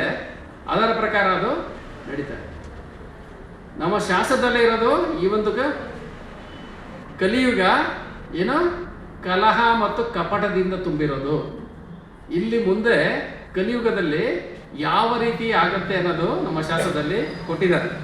ನಾವು ಯೂಶಲಿ ನಾವೆಲ್ಲ ಅನ್ಕೊಂತಾ ಇರೋದೇನು, ನಾವು ಹೊಸ ಇನ್ವೆನ್ಷನ್ಗಳನ್ನ ಮಾಡ್ತಾ ಇದ್ದೀವಿ, ಹೊಸ ಸೈಂಟಿಫಿಕ್ ಇನ್ವೆನ್ಷನ್ಸ್ ನಡೀತಾ ಇದೆ, ಡಿಸ್ಕವರಿಗಳು ನಡೀತಾ ಇದೆ, ಅದರಿಂದ ಹೊಸ ಮೆಷಿನ್ಗಳು ಬರ್ತಾ ಇದೆ. ನಾವೆಲ್ಲರೂ ಏನು ಮಾಡ್ತಾ ಇದ್ದೀವಿ, ಮೇಲಕ್ಕೆ ಇನ್ನೂ ಅಡ್ವಾನ್ಸ್ ಆಗ್ತಾ ಇದ್ದೀವಿ, ಇನ್ನೂ ಪಾಲಿಶ್ಡ್ ಆಗಿರೋ ಲೈಫನ್ನು ಲೀಡ್ ಮಾಡ್ತಾ ಇದ್ದೀವಿ, ಇನ್ನೂ ಫುಲ್ಲು ಅಡ್ವಾನ್ಸ್ ಆಗಿಬಿಟ್ಟಿದ್ದೀವಿ ಅಂತ ನಾವು ಯೂಶಲಿ ಇಮ್ಯಾಜಿನ್ ಮಾಡ್ಕೊಂಡಿರೋದು. ನಮ್ಮ ಶಾಸ್ತ್ರ ಏನು ಹೇಳುತ್ತೆ, ಕಲಿಯುಗ ಮುಂದಕ್ಕೆ ಹೋಗ್ತಾ ನಮ್ಮ ಬೇಸಿಕ್ಗಳು ಏನಿದೆಯಲ್ಲ, ನಾವು ಜೀವನ ಮಾಡುವಂಥ ಒಂದು ಮಟ್ಟನೇ ಏನಾಗುತ್ತೆ, ಕಡಿಮೆ ಆಗುತ್ತೆ. ಇಲ್ಲಿ ನಾವೇನು ನೋಡ್ತಾ ಇದ್ದೀವಿ, ನಮ್ಗೆ ಏನೇ ರೋಗ ಬಂದರೂ ಅದಕ್ಕೊಂದು ಮೆಡಿಸಿನ್ ಇದೆ, ಕಂಡುಹಿಡಿತಾ ಇದ್ದೀವಿ. ದಿನ ಒಂದೊಂದು ಮೆಡಿಸಿನ್ ಕಂಡುಹಿಡಿತಾ ಇದ್ದಾರೆ. ನಡ್ಕೊಂಡು ಹೋಗೋದಕ್ಕೂ ಇಲ್ಲ ಅಂತ ಒಂದು ಗಾಡಿಗಳು ಬರ್ತಾ ಇದೆ, ಏರೋಪ್ಲೇನ್ಗಳು ಬರ್ತಾ ಇದೆ, ಏನೇನೋ ಬರ್ತಾ ಇದೆ. ನಾವೇನು ಮಾಡ್ಕೊತಾ ಇದ್ದೀವಿ, ನಾನು ಇನ್ನೂ ಫಾಸ್ಟ್ ಫಾರ್ವರ್ಡ್ ಆಗ್ತಾ ಇದ್ದೀನಿ, ಇನ್ನೂ ಚೆನ್ನಾಗಿ ಆಗ್ತಾ ಇದೆ ನನ್ನ ಲೈಫು ಅಂತ. ಆ್ಯಕ್ಚುಲಾಗಿ ಥಿಂಕ್ ಮಾಡಿ ನೋಡಿ, ನಮ್ಮ ತಾತ ಅಥವಾ ಮುತ್ತಾತಂದರು ಯಾವ ರೀತಿ ಜೀವನ ಮಾಡಿದ್ರು ಅದಕ್ಕಿಂತ ಕಳಪೆ ಜೀವನನ ನಾವು ಈಗ ಮಾಡ್ತಾ ಇರೋದು. ಅವ್ರು ಎಷ್ಟು ವರ್ಷ ಬದುಕ್ತಾ ಇದ್ರು, ಇವಾಗ ನಾವು ಎಷ್ಟು ವರ್ಷ ಬದುಕ್ತಾ ಇದ್ದೀವಿ. ಅವಾಗ ಮನೆಯಲ್ಲಿ ಎಷ್ಟು ಜನ ಇರ್ತಾ ಇದ್ರು, ಇವಾಗ ಎಷ್ಟು ಜನ ಇದ್ದೀವಿ. ಅಷ್ಟು ಜನ ಇರೋದಕ್ಕೆ ಎಷ್ಟು ಜನ ದುಡಿತಾ ಇದ್ರು, ಈಗ ಎಷ್ಟು ಜನ ಇದ್ದೀವಿ, ಎಷ್ಟು ಜನ ದುಡಿಬೇಕು. ಆವಾಗ ಎಷ್ಟು ರೋಗಗಳು ಬರ್ತಾ ಇತ್ತು, ಇವಾಗ ಎಷ್ಟು ರೋಗ ಬರ್ತಾ ಇದೆ. ಈ ರೀತಿ ನಾವು ಏನೇ ಒಂದು ಕಂಪೇರ್ ಮಾಡಿದ್ರು ಏನಾಗ್ತಾ ಇದೆ, ಇಷ್ಟೊಂದು ಫಾರ್ವರ್ಡ್ ಆಗಿ ಅಡ್ವಾನ್ಸ್ ಆಗ್ತಾ ಇದೆ ನಮ್ಮದು. ಆದರೆ ಕ್ವಾಲಿಟಿ ಆಫ್ ಲೈಫ್ ಏನಾಗ್ತಾ ಇದೆ, ಕಡಿಮೆನೇ ಆಗ್ತಾ ಇದೆ. ನಮ್ಮ ಶಾಸ್ತ್ರದಲ್ಲಿ ಏನಿರುತ್ತೆ ಅಂದರೆ ಕಡಿಮೆನೇ ಆಗುತ್ತೆ. ಇನ್ಕ್ಲೂಡಿಂಗ್ ನಮ್ಮ ಹೈಟ್, ನಮ್ಮ ಆರೋಗ್ಯ, ನಮ್ಮಲ್ಲಿರುವಂಥ ಗುಣಗಳು ಪ್ರತಿಯೊಂದು ಇದು ಕಲಹದಿಂದನೇ ಕೂಡಿರುತ್ತೆ, ಕಪಟದಿಂದನೇ ಕೂಡಿರುತ್ತೆ. ಇವೆಲ್ಲನೂ ನಮ್ಮ ಶಾಸ್ತ್ರದಲ್ಲಿ 5000 ವರ್ಷಗಳ ಹಿಂದೆ ಏನು ಹೇಳಿದ್ದಾರೆ ಅದು ಈಗ ನಡೀತಾರೆ. ನಮ್ಮ ಶಾಸ್ತ್ರದಲ್ಲಿ ಈವನ್ ಪುರಂದರದಾಸರು ಏನು ಹೇಳಿದ್ದಾರೆ ಗೊತ್ತಾ, ಇವಾಗ ನಾವೇನೊಂದು ಟೆಸ್ಟ್ ಟ್ಯೂಬ್ ಬೇಬೀಸು ಇವೆಲ್ಲ ಏನು ನೋಡ್ತಾ ಇದ್ದೀವಿ, ಒಂದೇ ಒಂದು ಕೀರ್ತನೆಯಲ್ಲಿ ಅವರು ಎಂಟೈರ್ ಒಂದು ಮಗು ತಾಯಿಯ ಗರ್ಭದಲ್ಲಿ ಯಾವ ರೀತಿ ಬೆಳೆಯುತ್ತೆ, ಯಾವ ತಿಂಗಳಲ್ಲಿ ಯಾವ ರೀತಿ ಬೆಳೆಯುತ್ತೆ ಅಂತ ಅವರು ಕೀರ್ತನೆಯಲ್ಲಿ ಬರೆದಿದ್ದಾರೆ. ಯಾವಾಗ ಅದು? 550 ವರ್ಷಗಳ ಹಿಂದೆ, 15ನೇ ಶತಮಾನದಲ್ಲಿ. ಅವಾಗ ಯಾವ ಮೈಕ್ರೋಸ್ಕೋಪ್ ಇತ್ತು? ಯಾವ ಎಕ್ಸ್ರೇ ಇತ್ತು? ಅವ್ರು ಹೆಂಗೆ ಬರೆದ್ರು? Even 101 ಜನ ಕೌರವರು ಆಲ್ಸೋ ಎಸ್, ಆ 100 ಜನ ಕೌರವರು ಗಾಂಧಾರಿ ಹೊಟ್ಟೆನ ಅವರು ಒಡ್ಕೊಂಡಾಗ ಏನಾಗುತ್ತೆ? ವೇದವ್ಯಾಸರು ಏನು ಮಾಡ್ತಾರೆ? ಅದನ್ನು 100 ಭಾಗಗಳಾಗಿ ಮಾಡಿ ಮಡಕೆನಲ್ಲಿ ಇಟ್ಟು ಅದನ್ನು ಬೆಳೆಸ್ತಾರೆ. ಮಡಕೆನಲ್ಲೇ ಅವ್ರೇನು ಮಾಡ್ತಾರೆ? ಅದನ್ನು ಬೆಳೆಸ್ತಾರೆ. 100 ಜನ ಕೌರವರು ಬರ್ತಾರೆ. ಅದೇನದು? ಈಗ ನಾವು ಏನು ಅನ್ಕೊತಾ ಇದೀವಲ್ಲ, ಟೆಸ್ಟ್ ಬೇಬೀಸ್, ಆವಾಗಲೇ ಅದು ಆಗಿದೆ. ಸೊ ಈ ರೀತಿ ನಮ್ಮ ಶಾಸ್ತ್ರದಲ್ಲಿ ಏನಿದೆ ಅದೆಲ್ಲಾನು ಸತ್ಯನೇ ಆಗ್ತಾ ಇದೆ. ಅದು ಯಾವತ್ತೂ ಸುಳ್ಳು ಆಗೇ ಇಲ್ಲ. ಸೊ ನಮ್ಗೆ ಇದರಿಂದನೇ ಗೊತ್ತಾಗುತ್ತೆ ನಮ್ಮ ಶಾಸ್ತ್ರಗಳು ಪರ್ಫೆಕ್ಟ್ ಆಗಿದೆ. ನಾವು ಅದನ್ನೇ ಕೇಳಿಸ್ಕೋಬೇಕು, ಅದರ ಪ್ರಕಾರನೇ ಜೀವನ ಮಾಡಬೇಕು. ಅದರಿಂದ ಬರುವಂಥ ಜ್ಞಾನ ಏನಾಗಿರುತ್ತೆ? ಪರ್ಫೆಕ್ಟ್ ಆಗಿ ಇರುತ್ತೆ. ಸೊ ಇದರಿಂದ ಅರ್ಥ ಆಯ್ತು. ಈ ರೀತಿ ಆ್ಯಕ್ಚುಲಿ ನಮ್ಮ ವೇದಗಳನ್ನ ನೀವು ತಿಳ್ಕೋಬೇಕು ಅಂದರೆ ಅನೇಕ ಇದೆ. ಈವನ್ ನಮ್ಮ ಭೂಮಿನ ಆಲ್ಮೋಸ್ಟ್ ಒಂದು 200 ಇಯರ್ಸ್ ಬಿಫೋರ್ ನಮ್ಮ ಭೂಮಿ ಯಾವ ರೀತಿ ಇತ್ತು ಅಂತ ತಿಳ್ಕೊಂಡಿದ್ವಿ ನಾವು, ಫ್ಲ್ಯಾಟ್ ಆಗಿದೆ ಅಂತಾನೆ. ನಮ್ಮ ಶಾಸ್ತ್ರದಲ್ಲಿ ಏನಿದೆ? ಭೂಗೋಳ ಅಂತಾನೆ ಅದಿರೋದು. ನಾವು ಅವಾಗ ಏನು ಅನ್ಕೊಂಡಿದ್ವಿ? ಇದು ಬಾಲ್ ಥರ ಇದ್ರೆ ನಾನು ಬಿದೋಗ್ಬಿಡ್ತೀನಿ ಅಂದ್ಕೊಂಡಿದ್ವಿ. ಫ್ಲ್ಯಾಟ್ ಆಗಿದ್ರೇ ನಾನು ಅಲ್ಲಿ ನಿಂತ್ಕೊಳಕ್ಕಾಗೋದು, ಅದು ಬಾಲ್ ಥರ ಇದ್ರೆ ನಾನು ಕೆಳಗಡೆ ಬಿದೋಗ್ಬಿಡ್ತೀನಿ ಅಂತ ನಾನು ಅಂದ್ಕೊಂಡಿದ್ದೆ. ಜಸ್ಟ್ 200 ಇಯರ್ಸ್ ಬಿಫೋರ್ ನಾವೇನು ಅನ್ಕೊತಾ ಇದ್ವಿ? ಭೂಮಿ ಇರೋದು ಫ್ಲ್ಯಾಟ್ ಆಗಿದೆ ಅಂತ. ನಮ್ಮ ಶಾಸ್ತ್ರದಲ್ಲಿ 5000 ವರ್ಷಗಳ ಹಿಂದೆ ಇದನ್ನು ಏನಂತ ಕರೆದಿದ್ದಾರೆ? ಭೂಗೋಳ ಅಂತಲೇ ಕರೆದಿದ್ದಾರೆ. ರೌಂಡಾಗಿ ಇರೋದು ಅಂತಲೇ ಕರೆದಿದ್ದಾರೆ. ಸೊ ಈ ಥರ ಅನೇಕ ಅದು ಬುದ್ಧ ಆಗಿರ್ಬೋದು, ಆಮೇಲೆ ಭಾಗವತಮಲ್ಲಿ ಇವನ್ ಚಾಣಕ್ಯನ ಬಗ್ಗೆ, ಯೇಸು ಕ್ರಿಸ್ತನ ಬಗ್ಗೆ, ಅಶೋಕನ ಬಗ್ಗೆ, ಈ ರೀತಿ ಅನೇಕ ಫೇಮಸ್ ಪರ್ಸನಾಲಿಟಿಗಳು ಇಂಥ ಒಂದು ಕಾಲದಲ್ಲಿ ಇಂಥ ಒಂದು ಪ್ರದೇಶದಲ್ಲಿ ಬರ್ತಾರೆ ಅನ್ನೋದಿದೆ. ಮುಂದೆ ಬರೋದು ಇದೆ, ಕಲ್ಕಿ ಬರ್ತಾರೆ ಅನ್ನೋದು ಇದೆ. ಅವೆಲ್ಲನೂ ನಡೆಯುತ್ತೆ. ಈಗ ಆಲ್ರೆಡಿ ಇಲ್ಲಿ ಹೇಳಿರೋದು ನಡೆದಿದೆ, ಮುಂದೆ ಹೇಳೋದು ನಡೆಯುತ್ತೆ. ಸೊ ಇದರಿಂದ ನಮ್ಗೇನು ಗೊತ್ತಾಗುತ್ತೆ? ನಮ್ಮ ಶಾಸ್ತ್ರಗಳು ಪರ್ಫೆಕ್ಟ್ ಆಗಿ ಇದೆ. ಸೊ ಇದನ್ನು ನಾವು ಈವನ್ ಫುಡ್ಡು, ಇಂದಿನ ಕಾಲದಲ್ಲಿ ಫುಡ್ಡನ್ನು, ಆಹಾರನ ಸೆಲ್ ಮಾಡೋ ಅಂಥ ಕಾನ್ಸೆಪ್ಟೇ ಇರಲಿಲ್ಲ. ಆ ಒಂದು ಕಾನ್ಸೆಪ್ಟ್ ನಮ್ಮ ಸಂಸ್ಕೃತಿಲೇ ಇರಲಿಲ್ಲ. ಏನು ಮಾಡ್ತಾ ಇದ್ರು? ಫುಡ್ಡನ್ನ ಯೂಶಲಿ ಆಹಾರನ ಕರೆದುಬಿಟ್ಟು ಅವ್ರಿಗೆ ಶೇರ್ ಮಾಡ್ಬೇಕು, ಸತ್ಕಾರ ಮಾಡಿ ತಿನ್ನಿಸ್ಬಿಟ್ಟು ಕಳಿಸ್ತಾ ಇದ್ರು ಅಷ್ಟೇ. ಅದನ್ನು ಸೆಲ್ ಮಾಡ್ತಾ ಇರಲಿಲ್ಲ ಯಾರು. ಆಹಾರನ ಮನೆಗೆ ಕರೆದು ಅತಿಥಿಗಳನ್ನ ಊಟನ ಕೊಟ್ಟು ಅವರನ್ನ ಕಳಿಸ್ತಾ ಇದ್ರು ಹೊರತು ಯಾರು ಸೆಲ್ ಮಾಡ್ತಾ ಇರಲಿಲ್ಲ.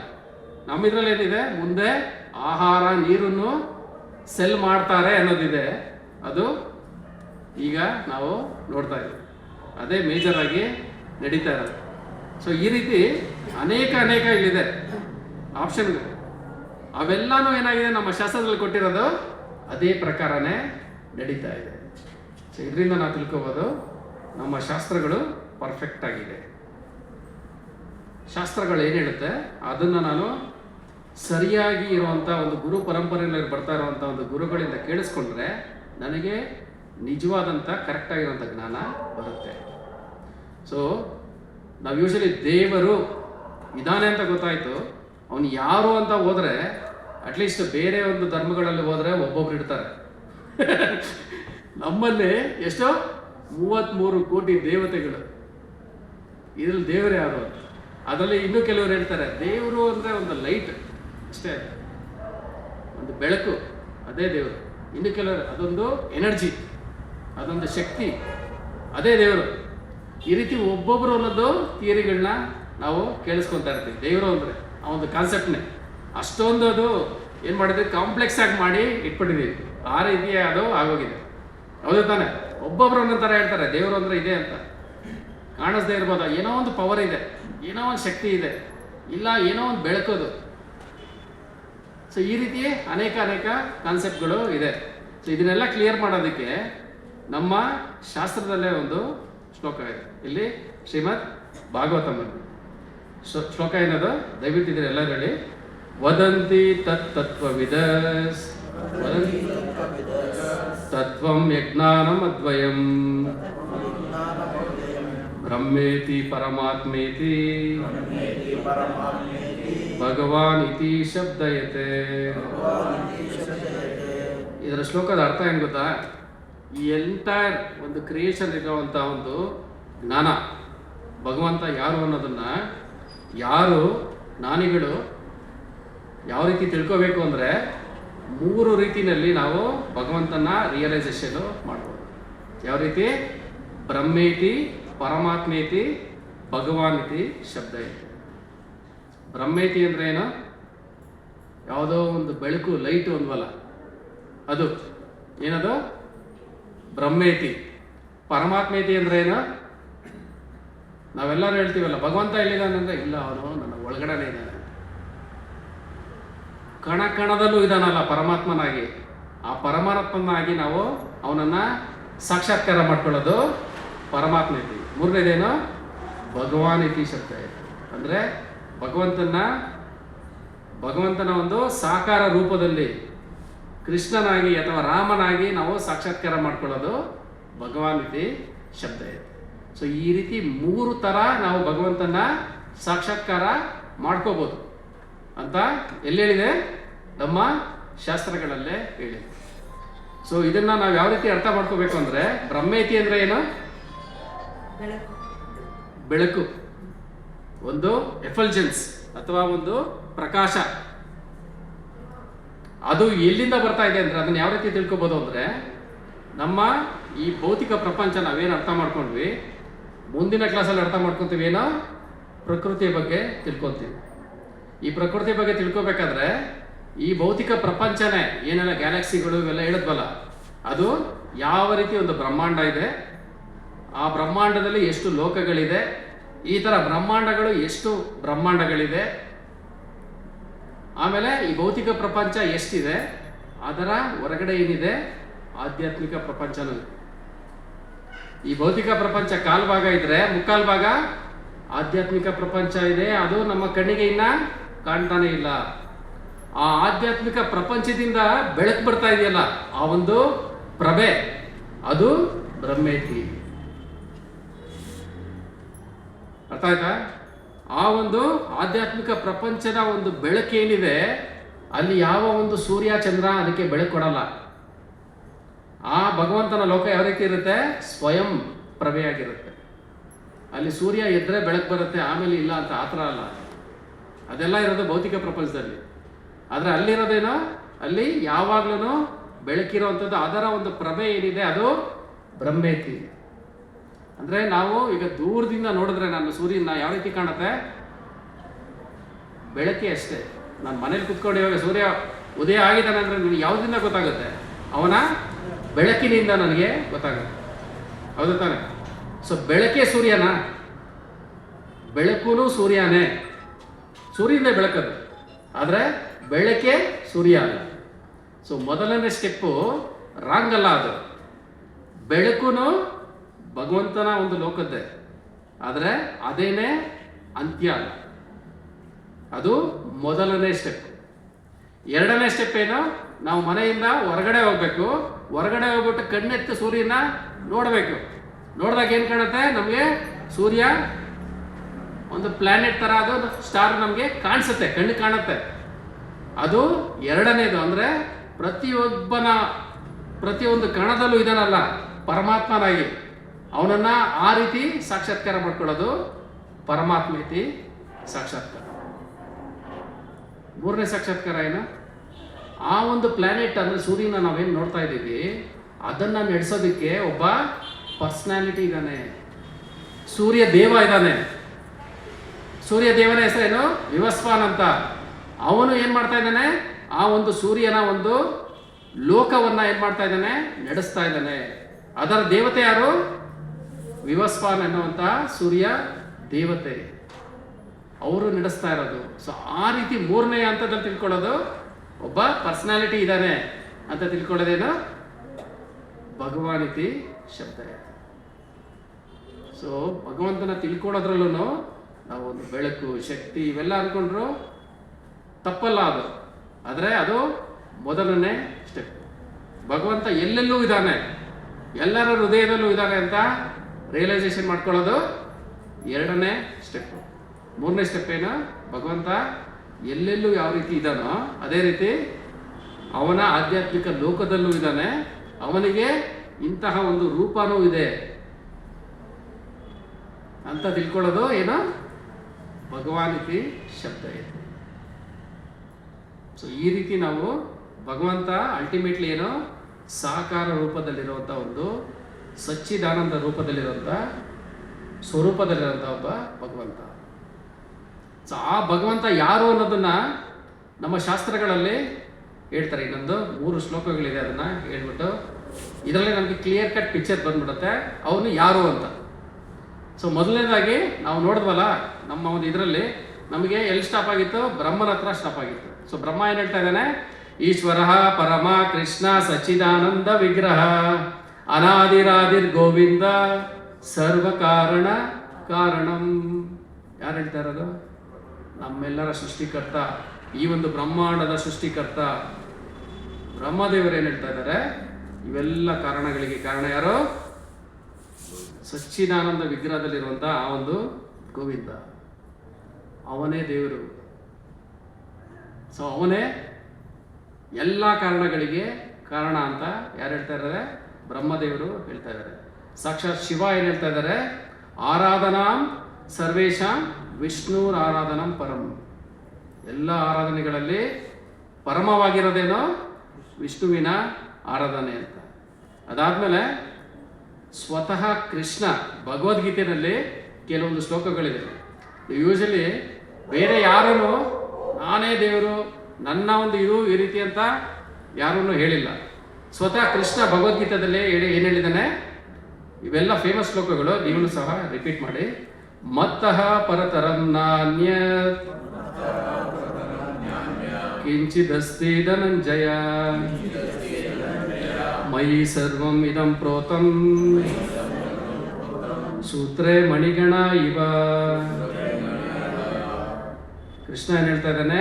ಮತ್ತಃ ಪರತರಂ ನಾನ್ಯತ್, ನನ್ನನ್ನು ಬಿಟ್ಟು ನಿಜವಾಗಿ ಒಂದು ಟ್ರೂತ್ ಅನ್ನೋದೇನಿದೆ ಅದು ಇಲ್ವೇ ಇಲ್ಲ. ಎಲ್ಲಾನು ನನ್ನಿಂದನೇ ಬರ್ತಾ ಇದೆ. ಯಾವ ರೀತಿ ಬರ್ತಾ ಇದೆ? ಒಂದು ಒಂದು ಹಾರನ ನಾವು ಪೋಣಿಸ್ಬೇಕು ಅಂದರೆ ಅದಕ್ಕೆ ಏನಿರ್ಬೇಕು ಹೇಳಿ? ದಾರ ಇರಬೇಕು, ಸೂತ್ರದ ದಾರ ಇರಬೇಕು. ಅದರಲ್ಲಿ ಎಲ್ಲ ಮಣಿಗಳು ನಾವು ಪೋಣಿಸ್ಕೊಂಡು ಬರ್ಬೋದು. ಆ ದಾರ ಯಾರು? ನಾನೇ ಅಂತ ಭಗವಂತ ಕೃಷ್ಣ ಇಲ್ಲಿ ನಮಗೆ ಹೇಳ್ತಾ ಇದ್ದಾರೆ. ಎಲ್ಲ ನನ್ನಿಂದನೇ ಬರ್ತಾ ಇದೆ, ನನ್ನನ್ನು ಬಿಟ್ಟು ತಿಳ್ಕೊಳ್ಳೋ ಅಂಥದ್ದು ಬೇರೆ ಯಾವುದೇ ಒಂದು ಸತ್ಯ ಅನ್ನೋದು ಇಲ್ಲ. ಎರಡನೇ ಶ್ಲೋಕ, ಅಹಂ ಸರ್ವಸ್ಯ ಪ್ರಭವೋ ಮತ್ತಃ ಸರ್ವಂ ಪ್ರವರ್ತತೆ ಇತಿ ಮತ್ವಾ ಭಜಂತೆ ಮಾಂ ಬುಧಾ ಭಾವ ಸಮನ್ವಿತಃ. ಅಹಂ ಸರ್ವಸ್ಯ ಪ್ರಭವೋ, ಇವೆಲ್ಲದರ ಪ್ರಭು ನಾನೇ ಅಂತ ಸ್ವತಃ ಕೃಷ್ಣ ಭಗವದ್ಗೀತೆಯಲ್ಲಿ ಹೇಳ್ತಾರೆ. ಎಲ್ಲದರ ಸರ್ವಸ್ವದ ಪ್ರಭು ನಾನೇ. ಎಲ್ಲರೂ ತಿಳ್ಕೋಬೇಕಾಗಿರೋದು ನನ್ನನ್ನೇ, ಇದನ್ನ ಬಿಟ್ಟು ಬೇರೆ ಏನೂ ಇಲ್ಲ ಅಂತ ಸ್ವತಃ ಕೃಷ್ಣ ಡೈರೆಕ್ಟಾಗಿ ಭಗವದ್ಗೀತೆಯಲ್ಲಿ ಹೇಳ್ತಾರೆ. ಮೂರನೇದು, ಭೋಕ್ತಾರಾಮ್ ಯಜ್ಞ ತಪಸಾಂ ಸರ್ವಲೋಕ ಮಹೇಶ್ವರಂ ಸುಹೃದಂ ಸರ್ವಭೂತಾನಾಂ ಜ್ಞಾತ್ವಾ ಮಾಂ ಶಾಂತಿ ಮೃಚ್ಯತಿ. ನಾವೆಲ್ಲರೂ ಅಂದ್ಕೊಂತೀವಿ ಇಡೀ ಪ್ರಪಂಚ ಆಗಿರೋದು ಏನಕ್ಕೋಸ್ಕರ, ನಾನು ಬಂದಿರೋದು ಏನಕ್ಕೋಸ್ಕರ, ನಾನು ಎಂಜಾಯ್ ಮಾಡಬೇಕು ಅಂತ. ಭಗವಂತ ಏನು ಹೇಳ್ತಾ ಇದ್ದಾನೆ? ಭೋಕ್ತಾರಂ ಯಜ್ಞ ತಪಸಂ, ಎಲ್ಲದರ ಭೋಕ್ತಾರ ಯಾರು? ಕೃಷ್ಣನೇ ಅಂತ ಭಗವಂತ ಭಗವದ್ಗೀತೆಯಲ್ಲಿ ಹೇಳ್ತಾ ಇದ್ದಾರೆ. ಅಂದರೆ 5ನೇ ಅಧ್ಯಾಯ 29ನೇ ಶ್ಲೋಕದಲ್ಲಿ ಇವೆಲ್ಲದರ ಭೋಕ್ತಾರ ಯಾರು? ನಾನೇ ಅಂತ ಭಗವಂತ ಹೇಳ್ತಾ ಇದ್ದಾನೆ. ನಾವು ಅನ್ಕೊತಾ ಇದ್ದೀವಿ ನಾನೇ ಅಂತ ನಾವು ಜೀವನ ಮಾಡ್ತಾ ಇದ್ದೀವಿ. ಸೊ ಯಾರು ಭಗವಂತ ಇವೆಲ್ಲದರ ಭೋಕ್ತಾರ ಅಂತ ತಿಳ್ಕೊಳ್ತಾನೆ ಅವನಿಗೆ ಶಾಂತಿ ಅನ್ನೋದು ಸಿಕ್ಕುತ್ತೆ. ನಮ್ಗೆಲ್ಲರಿಗೂ ಬೇಕಿರೋದೇನೋ ನಮ್ಮ ಜೀವನದಲ್ಲಿ? ನೆಮ್ಮದಿ, ಶಾಂತಿ, ನೆಮ್ಮದಿ ಬೇಕಿರೋದು. ಅದು ಎಲ್ಲಿಂದ ಸಿಗುತ್ತೆ ಅಂತ ಕ್ಲಿಯರಾಗಿ ಭಗವಂತ ಇಲ್ಲಿ ಹೇಳ್ತಾ ಇದ್ದಾನೆ. ಎಲ್ಲಿಂದ ಸಿಗುತ್ತೆ? ನಾನು ಎಂಜಾಯರು, ನನ್ನ ಸ್ವಾರ್ಥಕ್ಕೋಸ್ಕರ ಜೀವನ ಮಾಡಿದ್ರೆ ಅದು ಯಾವತ್ತೂ ಸಿಗಲ್ಲ. ಯಾರು ಎಂಜಾಯರು? ಆ ದೇವೋತ್ತಮ ಪರಮ ಪುರುಷನಾದಂಥ ಕೃಷ್ಣ ಎಂಜಾಯರು ಅಂತ ನಾವು ಯಾವಾಗ ಜೀವನ ಮಾಡ್ತೀವಿ, ಅವನ ಭೋಕ್ತಾರಕ್ಕೋಸ್ಕರ ಇವೆಲ್ಲ ಇರೋದು, ನಾನು ಇರೋದು, ನನ್ನ ಸಂಸಾರ ಇರೋದು, ಈ ಪ್ರಪಂಚನೇ ಇರೋದು, ಎಲ್ಲ ನಡೀತಾ ಇರೋದು ಯಾರಿಗೋಸ್ಕರ? ಅವನಿಗೋಸ್ಕರ ಅಂತ ನಾವು ಯಾವಾಗ ಅರ್ಥ ಮಾಡ್ಕೊಂಡು ಜೀವನ ಮಾಡ್ತೀವಿ, ಆಟೋಮೆಟಿಕ್ ಆಗಿ ಶಾಂತಿ ನೆಮ್ಮದಿ ಅನ್ನೋದು ನಮಗೆ ಸಿಕ್ಕುತ್ತೆ. ಇದನ್ನ ಸ್ವತಃ ಕೃಷ್ಣ ಹೇಳ್ತಾ ಇರೋದು. ಸುಹೃದಂ ಸರ್ವಭೂತಾನಾಂ ಜ್ಞಾತ್ವಾ ಮಾಂ ಶಾಂತಿ ಮೃಚ್ಯತಿ. ಇದನ್ನು ತಿಳ್ಕೊಂಡವ್ರಿಗೆ ಶಾಂತಿ ಅನ್ನೋದು ಸಿಕ್ಕುತ್ತೆ ಅಂತ ಹೇಳ್ತಾ ಇದ್ದಾನೆ. ಆಮೇಲೆ ಕೃಷ್ಣನ ಲೀಲೆಗಳು ನೀವು ನೋಡಿದ್ದೀರ. ಚಿಕ್ಕ ಮಗು ಇರಬೇಕಾದ್ರೆ, ಮಣ್ಣು ತಿನ್ಬೇಕಾದ್ರೆ ಬಾಯಿ ಬಿಟ್ಟಾಗ ಯಶೋದೆ ಮಾತೆಗೆ ಏನು ಕಾಣ್ತು? ಇಡೀ ಬ್ರಹ್ಮಾಂಡ ಕಾಣ್ತು. ಇದರಿಂದನೇ ಗೊತ್ತಾಗುತ್ತೆ ಎಲ್ಲದರ ಮೂಲ ಯಾರು? ಆ ಒಂದು ಗೋವಿಂದನಿಂದನೇ ಬರ್ತಾ ಇರೋದು ಅಂತ. ಅದಾದ್ಮೇಲೆ ಗೋವರ್ಧನ ಲೀಲೆನಲ್ಲಿ ಯಾವಾಗ ಇಂದ್ರ ಬಂದು ಮಳೆ ಸುರಿಸ್ತಾನೆ, ಮಳೆ ಎಲ್ಲ ಸುರಿಸಿದ್ಮೇಲೆ ಕೃಷ್ಣ ಗೋವರ್ಧನ ಪರ್ವತ ಎತ್ತಾನೆ, ಎಲ್ಲ ರಕ್ಷಣೆ ಮಾಡ್ತಾನೆ. ಆಮೇಲೆ ಇಂದ್ರನಿಗೆ ಬುದ್ಧಿ ಬರುತ್ತೆ, ಹೌದು ತಾನೆ? ಬುದ್ಧಿ ಬಂದ್ಬಿಟ್ಟು ಯಾರ ಹತ್ರ ಬಂದು ನಮಸ್ಕಾರ ಮಾಡ್ತಾರೆ? ಕೃಷ್ಣನ ಬಂದ್ಬಿಟ್ಟು ಅವರು ನಮಸ್ಕಾರ ಮಾಡ್ಬಿಟ್ಟು ಅವ್ರಿಗೆ ಪ್ರೇಯರ್ಸ್ನ ಹೇಳ್ತಾರೆ. ಆಮೇಲೆ ಯಾವಾಗ ಬ್ರಹ್ಮದೇವರು ಕರುಗಳನ್ನ ಕರ್ಕೊಂಡು ಹೋಗ್ತಾರೆ, ಕತ್ಕೊಂಡು ಹೋಗ್ತಾರೆ ನೋಡೋಣ ಅಂತ, ಅವ್ರು ಜಸ್ಟ್ ಒಂದೇ ಒಂದು ಫ್ರ್ಯಾಕ್ಷನಲ್ಲಿ ಅವ್ರಿಗೆ ರಿಯಲೈಸ್ ಆಗ್ಬಿಟ್ಟು ವಾಪಸ್ ತಗೊಬಂದು ಬಿಡ್ತಾರೆ. ಬಿಡೋ ಅಷ್ಟರಲ್ಲಿ ಭಗವಂತ ಏನು ಮಾಡಿರ್ತಾನೆ? ಎಲ್ಲ ಕರುಗಳಾಗಿ ತನ್ನನ್ನು ತಾನು ವಿಸ್ತರಣೆ ಮಾಡ್ಕೊಂಡಿರ್ತಾನೆ. ಎಲ್ಲ ನಾರ್ಮಲ್ ಆಗಿ ನಡೀತಾ ಇರುತ್ತೆ. ಆಮೇಲೆ ಬ್ರಹ್ಮದೇವರು ಯಾವಾಗ ಬರ್ತಾರೆ, ಬಂದಾಗ ಅವ್ರು ಏನಂತ ಕೇಳ್ತಾರೆ? ಯಾವ ಬ್ರಹ್ಮ ಬಂದಿದ್ದಾರೆ ಅಂತ. ಬಂದಿರೋ ಬ್ರಹ್ಮದೇವರು ಯಾವ ಬ್ರಹ್ಮ ಅಂತ ಅಂದ್ರೆ, ಅಷ್ಟೊಂದು ಬ್ರಹ್ಮಾಂಡಗಳು ಸೃಷ್ಟಿನಲ್ಲಿದೆ. ಒಂದೊಂದು ಬ್ರಹ್ಮಾಂಡಕ್ಕೂ ಒಬ್ಬೊಬ್ಬ ಬ್ರಹ್ಮದೇವರು ಇದ್ದಾರೆ. ಅಂಥದ್ದನ್ನ ನಡೆಸ್ತಾ ಇರೋದು ಭಗವಂತ. ಬ್ರಹ್ಮದೇವರು ಬಂದು ಏನ್ ಮಾಡ್ತಾರೆ? ಅವ್ರಿಗೆ ಪ್ರಯಸನ್ನ ಅರ್ಪಣೆ ಮಾಡ್ತಾರೆ. ಅದಾದ್ಮೇಲೆ ಸ್ವತಃ ವೇದವ್ಯಾಸರನ್ನೇ ಭಾಗವತಮಲ್ಲಿ ಏನ್ ಹೇಳ್ತಾರೆ? ಏತೆ ಚಾಂಶ ಕಲಾ ಪುಂಸಃ ಕೃಷ್ಣಸ್ತು ಭಗವಾನ್ ಸ್ವಯಂ. ಭಗವಂತಂದು ಅನೇಕ ಅವತಾರಗಳಿರ್ಬೋದು, ಆದರೆ ಕೃಷ್ಣ ಅನ್ನೋನು ಯಾರು? ಅವನೇ ಭಗವಾನ್ ಸ್ವಯಂ. ಭಾಗವತದಲ್ಲಿ 1ನೇ ಸ್ಕಂದ 3ನೇ ಅಧ್ಯಾಯ 28ನೇ ಶ್ಲೋಕದಲ್ಲಿ ಹೇಳಿದ್ದಾರೆ. ಸೊ ಈ ರೀತಿ ನಮ್ಮ ಶಾಸ್ತ್ರಗಳನ್ನು ಮೊರೆ ಹೋದ್ರೆ, ಆ್ಯಕ್ಚುಲ್ ಆಗಿ ಕರೆಕ್ಟಾಗಿ ನಾವು ತಿಳ್ಕೊಂಡ್ರೆ, ಇವನ್ ಭಗವದ್ಗೀತಾದಲ್ಲಿ ಭಾಗವತಮಲ್ಲಿ ನೀವು ಯಾವುದೇ ಒಂದು ಶ್ಲೋಕನ ತಗೊಂಡ್ರು ಕೃಷ್ಣ ಸ್ವತಃ ಡಿಕ್ಲೇರ್ ಮಾಡಿ ಹೇಳ್ತಾರೆ ಭಗವದ್ಗೀತಾದಲ್ಲಿ, ನಾನೇ ಆ ಭಗವಂತ. ಸೊ ಇಷ್ಟೊಂದು ಕ್ಲಿಯರ್ ಆಗಿ ನಾನೇ ನಾನೇ ನಾನೇ ಅಂತ ಹೇಳ್ಬೇಕಾದ್ರೆ, ನಾವೇನಕ್ಕೆ ಬೇರೆ ಇನ್ನೇನೋ ಊಹೆ ಮಾಡಿಕೊಂಡು, ಇನ್ನೇನೋ ಇಮ್ಯಾಜಿನ್ ಮಾಡಿಕೊಂಡು ನೀನು ಇನ್ಯಾವುದೋ ಇರಬೇಕು, ಈ ರೀತಿ ಏನಕ್ಕೆ ಮಾಡೋಗ್ಬೇಕು? ಅವಶ್ಯಕತೆನೇ ಇಲ್ಲ. ನಾವೇನು ಮಾಡಬೇಕು? ಶಾಸ್ತ್ರಗಳ ಮೊರೆ ಹೋಗಬೇಕು. ಅದರಲ್ಲಿ ಹೇಳ್ತಾ ಇರುವಂಥ ಭಗವದ್ಗೀತೆಯಲ್ಲಿ ಭಗವಂತ ಹೇಳ್ತಾ ಇದ್ದಾನೆ, ಕೃಷ್ಣನೇ ದೇವೋತ್ತಮ ಪರಮ ಪುರುಷ ಅಂತ. ಅದನ್ನು ಒಪ್ಕೋಬೇಕು. ಸೊ ಭಗವದ್ಗೀತೆಯ 3ನೇ ಟಾಪಿಕ್ ಏನು? ಈಶ್ವರ. ಇವೆಲ್ಲದರ ಒಡೆಯ, ಕಂಟ್ರೋಲರ್ ಯಾರು? ಆ ದೇವೋತ್ತಮ ಪರಮ ಪುರುಷನಾದಂಥ ಕೃಷ್ಣ. ಸೊ ಇದನ್ನು ತಿಳ್ಕೋಬೇಕು ಅಂದರೆ ನಮ್ಮ ಶಾಸ್ತ್ರಗಳಿಂದ, ಅಂದರೆ ನಮ್ಮ ತಾಯಿಯಾದ ಶಾಸ್ತ್ರಗಳ ಮೊರೆ ಹೋದರೆ ನಮ್ಮ ತಂದೆ ಯಾರು ಅಂತ ನಮಗೆ ತಿಳಿಸ್ತದೆ. ಸೊ ಇಷ್ಟನ್ನು ಹೇಳಿ ನಾನು ಇಲ್ಲಿಗೆ ವಿರಾಮವನ್ನು ನೀಡ್ತೀನಿ. ಭೋಕ್ತಾರ ಅಂದರೆ ಅರ್ಥ ಆಗಿಲ್ಲ. ಭೋಕ್ತಾರ ಅಂದರೆ ಬಂಜಿಸೋನು, ಎಂಜಾಯರ್. ಎಲ್ಲದರ ಒಂದು ಎಂಜಾಯರ್ ಯಾರು ಅಂತ ನಾವೇನು ಅನ್ಕೊಂತೀವಿ? ನಾನು ಎಂಜಾಯರ್ ಅನ್ಕೊಂತೀವಿ. ಇವೆಲ್ಲ ನಡೀತಾ ಇರೋದು ನಮ್ಮ ಮನೆ ಇರೋದು, ನಮ್ಮ ಮನೆಯಲ್ಲಿರೋದು ನಾನು ಒಡೆಯ. ಯೂಶಲಿ ಏನಂತಾರೆ? ಈ ಮನೆ ಯಜಮಾನ್ರು ಯಾರು ಅಂತ ಕೇಳ್ತೀವಿ. ಆ ಮನೆಗೆ ಯಜಮಾನ ಯಾರು? ನಾವು ಅಂತ ನಾನು ಜೀವನ ಮಾಡ್ತಾ ಇರೋದು. ಮನೆ ಯಜಮಾನ ಯಾರು? ಅವನಾಗಿದ್ರೆ ಆ ಮನೆಯಲ್ಲಿ ಶಾಂತಿ ಇರುತ್ತೆ. ನಾನಾಗಿದ್ರೆ ಶಾಂತಿ ನೆಮ್ಮದಿ ಇರಲ್ಲ. ಅದಕ್ಕೋಸ್ಕರ ನಾವು ಭಗವಂತನ ಮಧ್ಯದಲ್ಲಿಟ್ಟು ನಮ್ಮ ಜೀವನನ ಮಾಡಬೇಕು. ಇನ್ನೊಂದು ಪ್ರಶ್ನೆ ಇದೆ. ನಾನು ಚಿಕ್ಕದಲ್ಲಿರುವಾಗ, ಸಣ್ಣದಾಗಿರುವಾಗ ನಮ್ಮ ಪೇರೆಂಟ್ಸ್ ಹೇಳ್ತಾ ಇದ್ರು, ಒಟ್ಟು 3 ದೇವರಿದ್ದಾರೆ, ಬ್ರಹ್ಮ, ವಿಷ್ಣು, ಮಹೇಶ್ವರ. ಇಂಥ 3 ದೇವರು ಅಂತ ನನಗೆ ಮನಸ್ಸಿನಲ್ಲಿ ತುಂಬಿಟ್ಟಿದ್ದಾರೆ. ಹಾಗಿರುವಾಗ ನೀವು ಶ್ರೀಕೃಷ್ಣ ಮಾತ್ರ ಅಂತ ಹೇಳ್ತಾ ಇದ್ದೀರಲ್ಲ, ಈ 2 ಜನ ದೇವರಲ್ಲಿ ಅವರು ಎಸ್, ಅದು ಆ್ಯಕ್ಚುಲಿ ಮುಂದಿನ ಒಂದು ಕ್ಲಾಸಲ್ಲಿ ಏನಿದೆ ಪ್ರಕೃತಿ ಅನ್ನೋದೇನಿದೆ ಅಲ್ಲಿ ಇದನ್ನು ನಾವು ತಿಳ್ಕೊಳ್ತೀವಿ. ಅಂದರೆ 33 ಕೋಟಿ ಏನಿದ್ದಾರೆ ಅವರೆಲ್ಲರೂ ದೇವತೆಗಳು. ಈ ಎಂಟೈರ್ ಸೃಷ್ಟಿ ಯಾವ ರೀತಿ ಇಷ್ಟೊಂದು ಅಗಾಧವಾಗಿದೆ ಅದನ್ನು ಒಂದೊಂದನ್ನು ನೋಡ್ಕೊಳ್ಳೋದಕ್ಕೆ ಇರುವಂತಹ ಒಂದು ಮ್ಯಾನೇಜರ್ಸ್ ದೇವತೆಗಳು. ಭಗವಂತ ದೇವರು ಅನ್ನೋನು ಒಬ್ಬನೇ. ದೇವರೊಬ್ಬ, ನಾಮ ಹಲವು. ಎಸ್, ಅವನು ಒಬ್ಬನೇ, ಅವನು ಕೃಷ್ಣನೇ. ಬಾಕಿ ಎಲ್ಲರೂ ಏನು ದೇವತೆಗಳಿದೆ. ಸೊ ನಾವೇನು ಬ್ರಹ್ಮ ಅಂತ ನೀವು ಹೇಳಿದ್ರೆ ಅವರೂ ಅತ್ಯಂತ ಮೇಲ್ಗಡೆ ಇರುವಂಥ ಒಬ್ಬರು ದೇವತೆನೇ. ಅವರು ಇಂಟೈರ್ ಬ್ರಹ್ಮಾಂಡನ ಸೃಷ್ಟಿ ಮಾಡ್ತಾರೆ, ಅವರೂ ದೇವತೆನೇ. ಆದರೆ ಶಿವ ಏನು ಅಂತ ಹೇಳಿದ್ರಲ್ಲ, ಅವರು ದೇವತೆ ಅಲ್ಲ, ಅವರು ಭಗವಂತನ ತತ್ವ. ಅವರು ಈ ಒಂದು ಭೌತಿಕ ಪ್ರಪಂಚದಿಂದ ಹೊರಗಡೆ ಅಂದರೆ ಆಧ್ಯಾತ್ಮಿಕ ಪ್ರಪಂಚದಲ್ಲಿರುವಂಥ ಕೈಲಾಸದ ಅಧಿಪತಿಯವರು. ಅವರು ಇರೋದು ಆಧ್ಯಾತ್ಮಿಕ ಪ್ರಪಂಚನೇ, ಅವರು ಭಗವಂತನ ತತ್ವನೇ. ಅಂದರೆ ಅವರ ಒಂದು ಎಕ್ಸ್ಪ್ಯಾನ್ಷನ್. ಸೊ ಅವರ ಒಂದು ಭಗವಂತ ತತ್ವನೇ.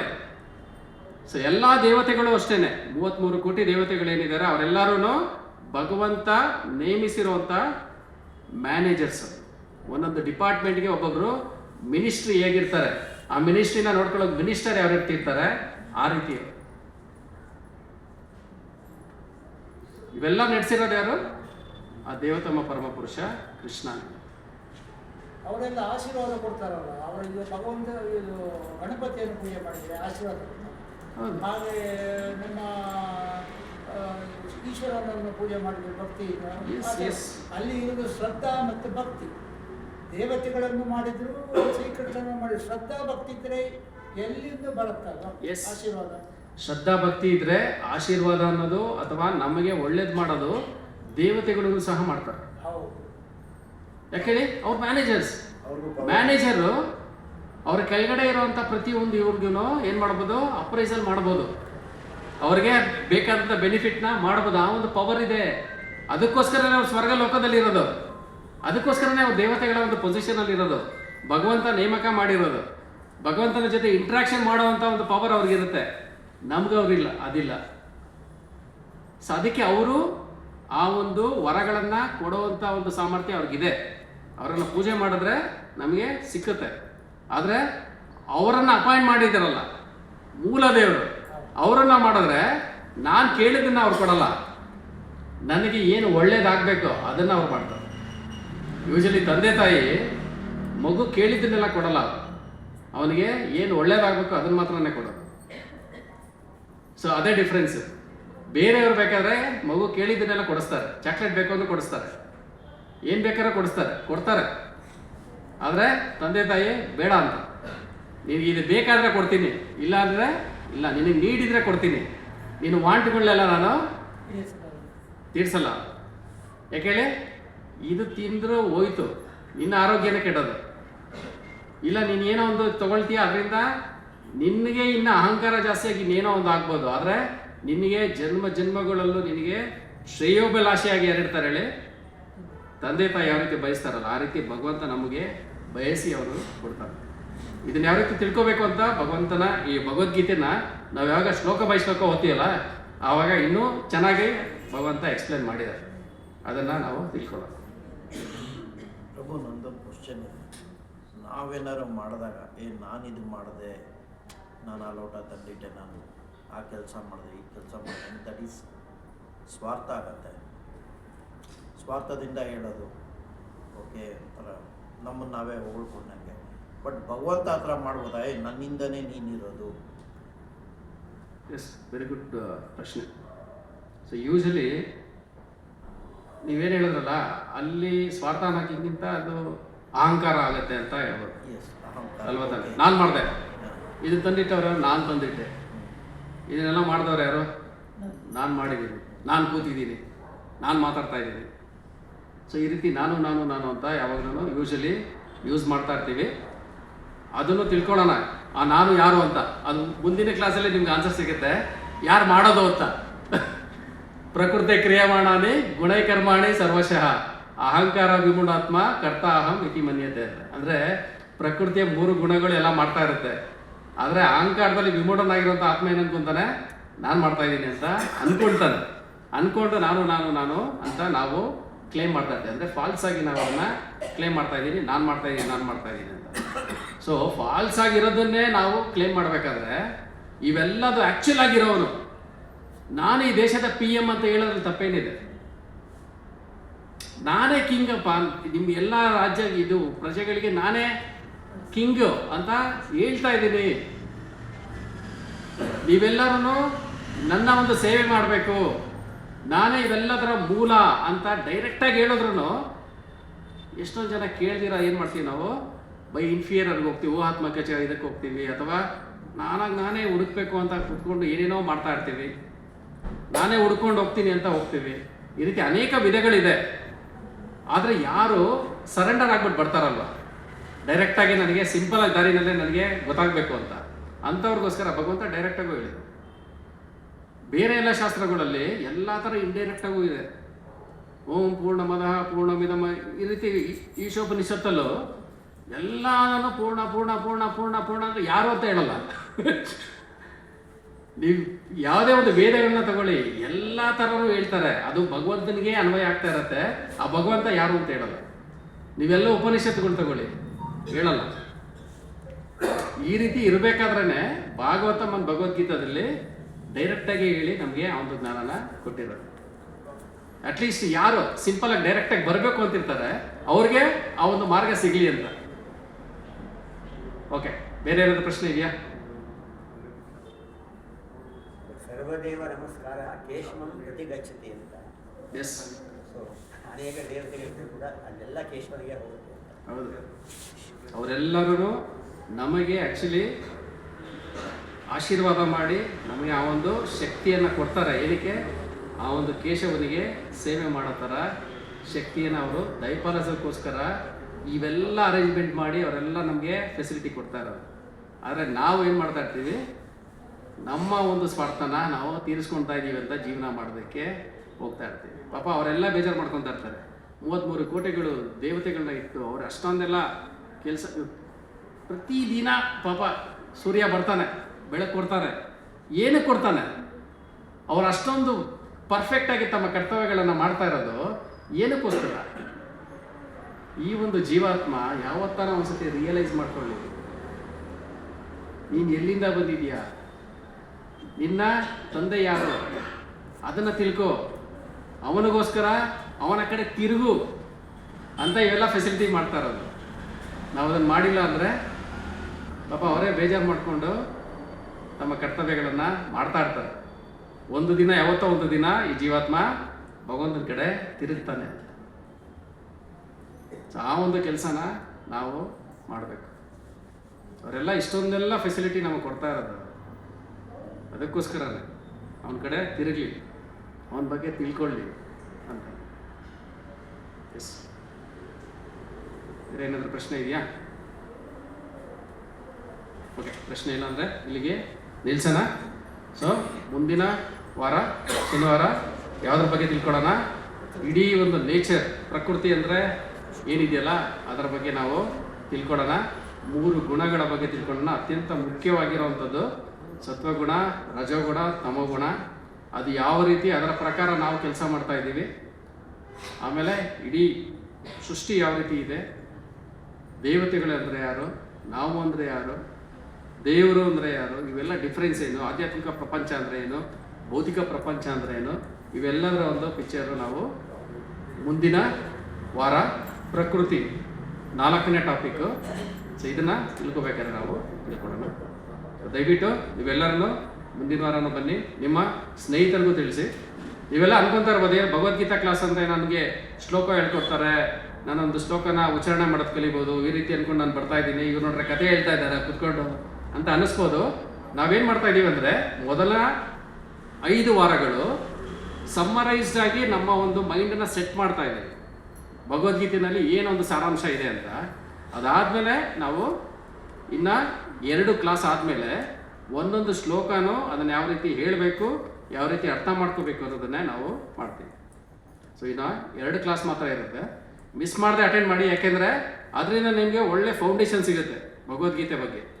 ಅದಾದಮೇಲೆ ನೀವು ಭಗವದ್ಗೀತೆ ಒಂದು ಶ್ಲೋಕನ ತಿಳ್ಕೊಬೇಕಾದ್ರೆ, ಹೇಳ್ಬೇಕಾದ್ರೆ, ಕೇಳಬೇಕಾದ್ರೆ, ಅದು ಉಚ್ಚಾರಣೆ ಮಾಡಬೇಕಾದ್ರೆ ನಿಮಗೆ ಇನ್ನೂ ಚೆನ್ನಾಗಿ ಅರ್ಥ ಆಗುತ್ತೆ. ಸೊ ಓಕೆನಾ? ಸೊ ಮುಂದಿನ ವಾರ ನಾವು ಮತ್ತೆ ಭೇಟಿ ಆಗೋಣ. ಈಗ ಭಗವಂತನಿಗೆ ನರಸಿಂಹ ಆರತಿ ಇರುತ್ತೆ, ಆಮೇಲೆ ಪ್ರಸಾದ ವಿನಿಯೋಗ ಇರುತ್ತೆ. ಒಂದು ಅನೌನ್ಸ್ಮೆಂಟ್ ಇದೆ, ಪ್ರಭುಗಳು ಮಾಡಿ. ಇವತ್ತು ಪೂಜ್ಯರಾದ ಜಗನ್ನಾಥ ಪ್ರಭುಗಳು ನಮಗೆ ಭಗವದ್ಗೀತೆ ಬಗ್ಗೆ ತಿಳಿಸ್ಕೊಟ್ಟಿದ್ದಾರೆ. ಮೇನ್ಲಿ ಪ್ರತ್ಯಕ್ಷ ಪ್ರಮಾಣ, ಅನುಮಾನ ಪ್ರಮಾಣ, ಶಬ್ದ ಪ್ರಮಾಣದ ಬಗ್ಗೆ ವಿವರವಾಗಿ ತಿಳಿಸ್ಕೊಟ್ಟಿದ್ದಾರೆ. ಮುಂದಿನ ಕ್ಲಾಸಲ್ಲಿ ಇನ್ನೂ ಸ್ವಲ್ಪ ಹೆಚ್ಚಿಗೆ ತಿಳಿಸ್ಕೊಡ್ತಾರೆ. ನೀವು ನಿಮ್ಮ ನೈಬರ್ಸ್ಗೆ, ಸ್ನೇಹಿತರಿಗೆ, ಬಂಧುಗಳಿಗೆ, ಅಣ್ಣಂದ್ರಿಗೆ, ಅಕ್ಕಂದ್ರಿಗೆ, ತಮ್ಮಂದ್ರಿಗೆ ಎಲ್ಲರಿಗೂ ವಿಷಯ ತಿಳಿಸಿ. ಅವ್ರನ್ನೂ ಜಾಸ್ತಿ ಜನ ಕರ್ಕೊಂಡ್ಬನ್ನಿ. ನಾವು ಜಾಸ್ತಿ ಜನ ಸೇರಿದ ಮೇಲೆ ಇನ್ನೂ ಸ್ವಲ್ಪ ಜಾಸ್ತಿ ಪ್ರಾಕ್ಟೀಸ್ ಮಾಡೋಣ ಅಂತ ಈ ಒಂದು ವಿಷಯ ತಿಳಿಸ್ಕೊಟ್ಟಿದ್ದೆ ಪ್ರಭುಗಳಿಗೆ. ಹರೇ ಕೃಷ್ಣ ಮಂತ್ರ ಹೇಳ್ಬಿಟ್ಟು ಒಂದ್ಸತಿ ಹರೇ ಕೃಷ್ಣ ಹರೇ ಕೃಷ್ಣ ಹರೇ ಕೃಷ್ಣ ಕೃಷ್ಣ ಕೃಷ್ಣ ಹರೇ ಹರೇ, ಹರೇ ರಾಮ ರಾಮ ರಾಮ ಹರೇ ಹರೇ. ಹರೇ ಕೃಷ್ಣ. ನೆಕ್ಸ್ಟು ನರಸಿಂಹಾರತಿ ಇದೆ, ಅದಾದ್ಮೇಲಿಂದ ಪ್ರಸಾದ ವಿನಿಯೋಗ ಇದೆ. Thank you.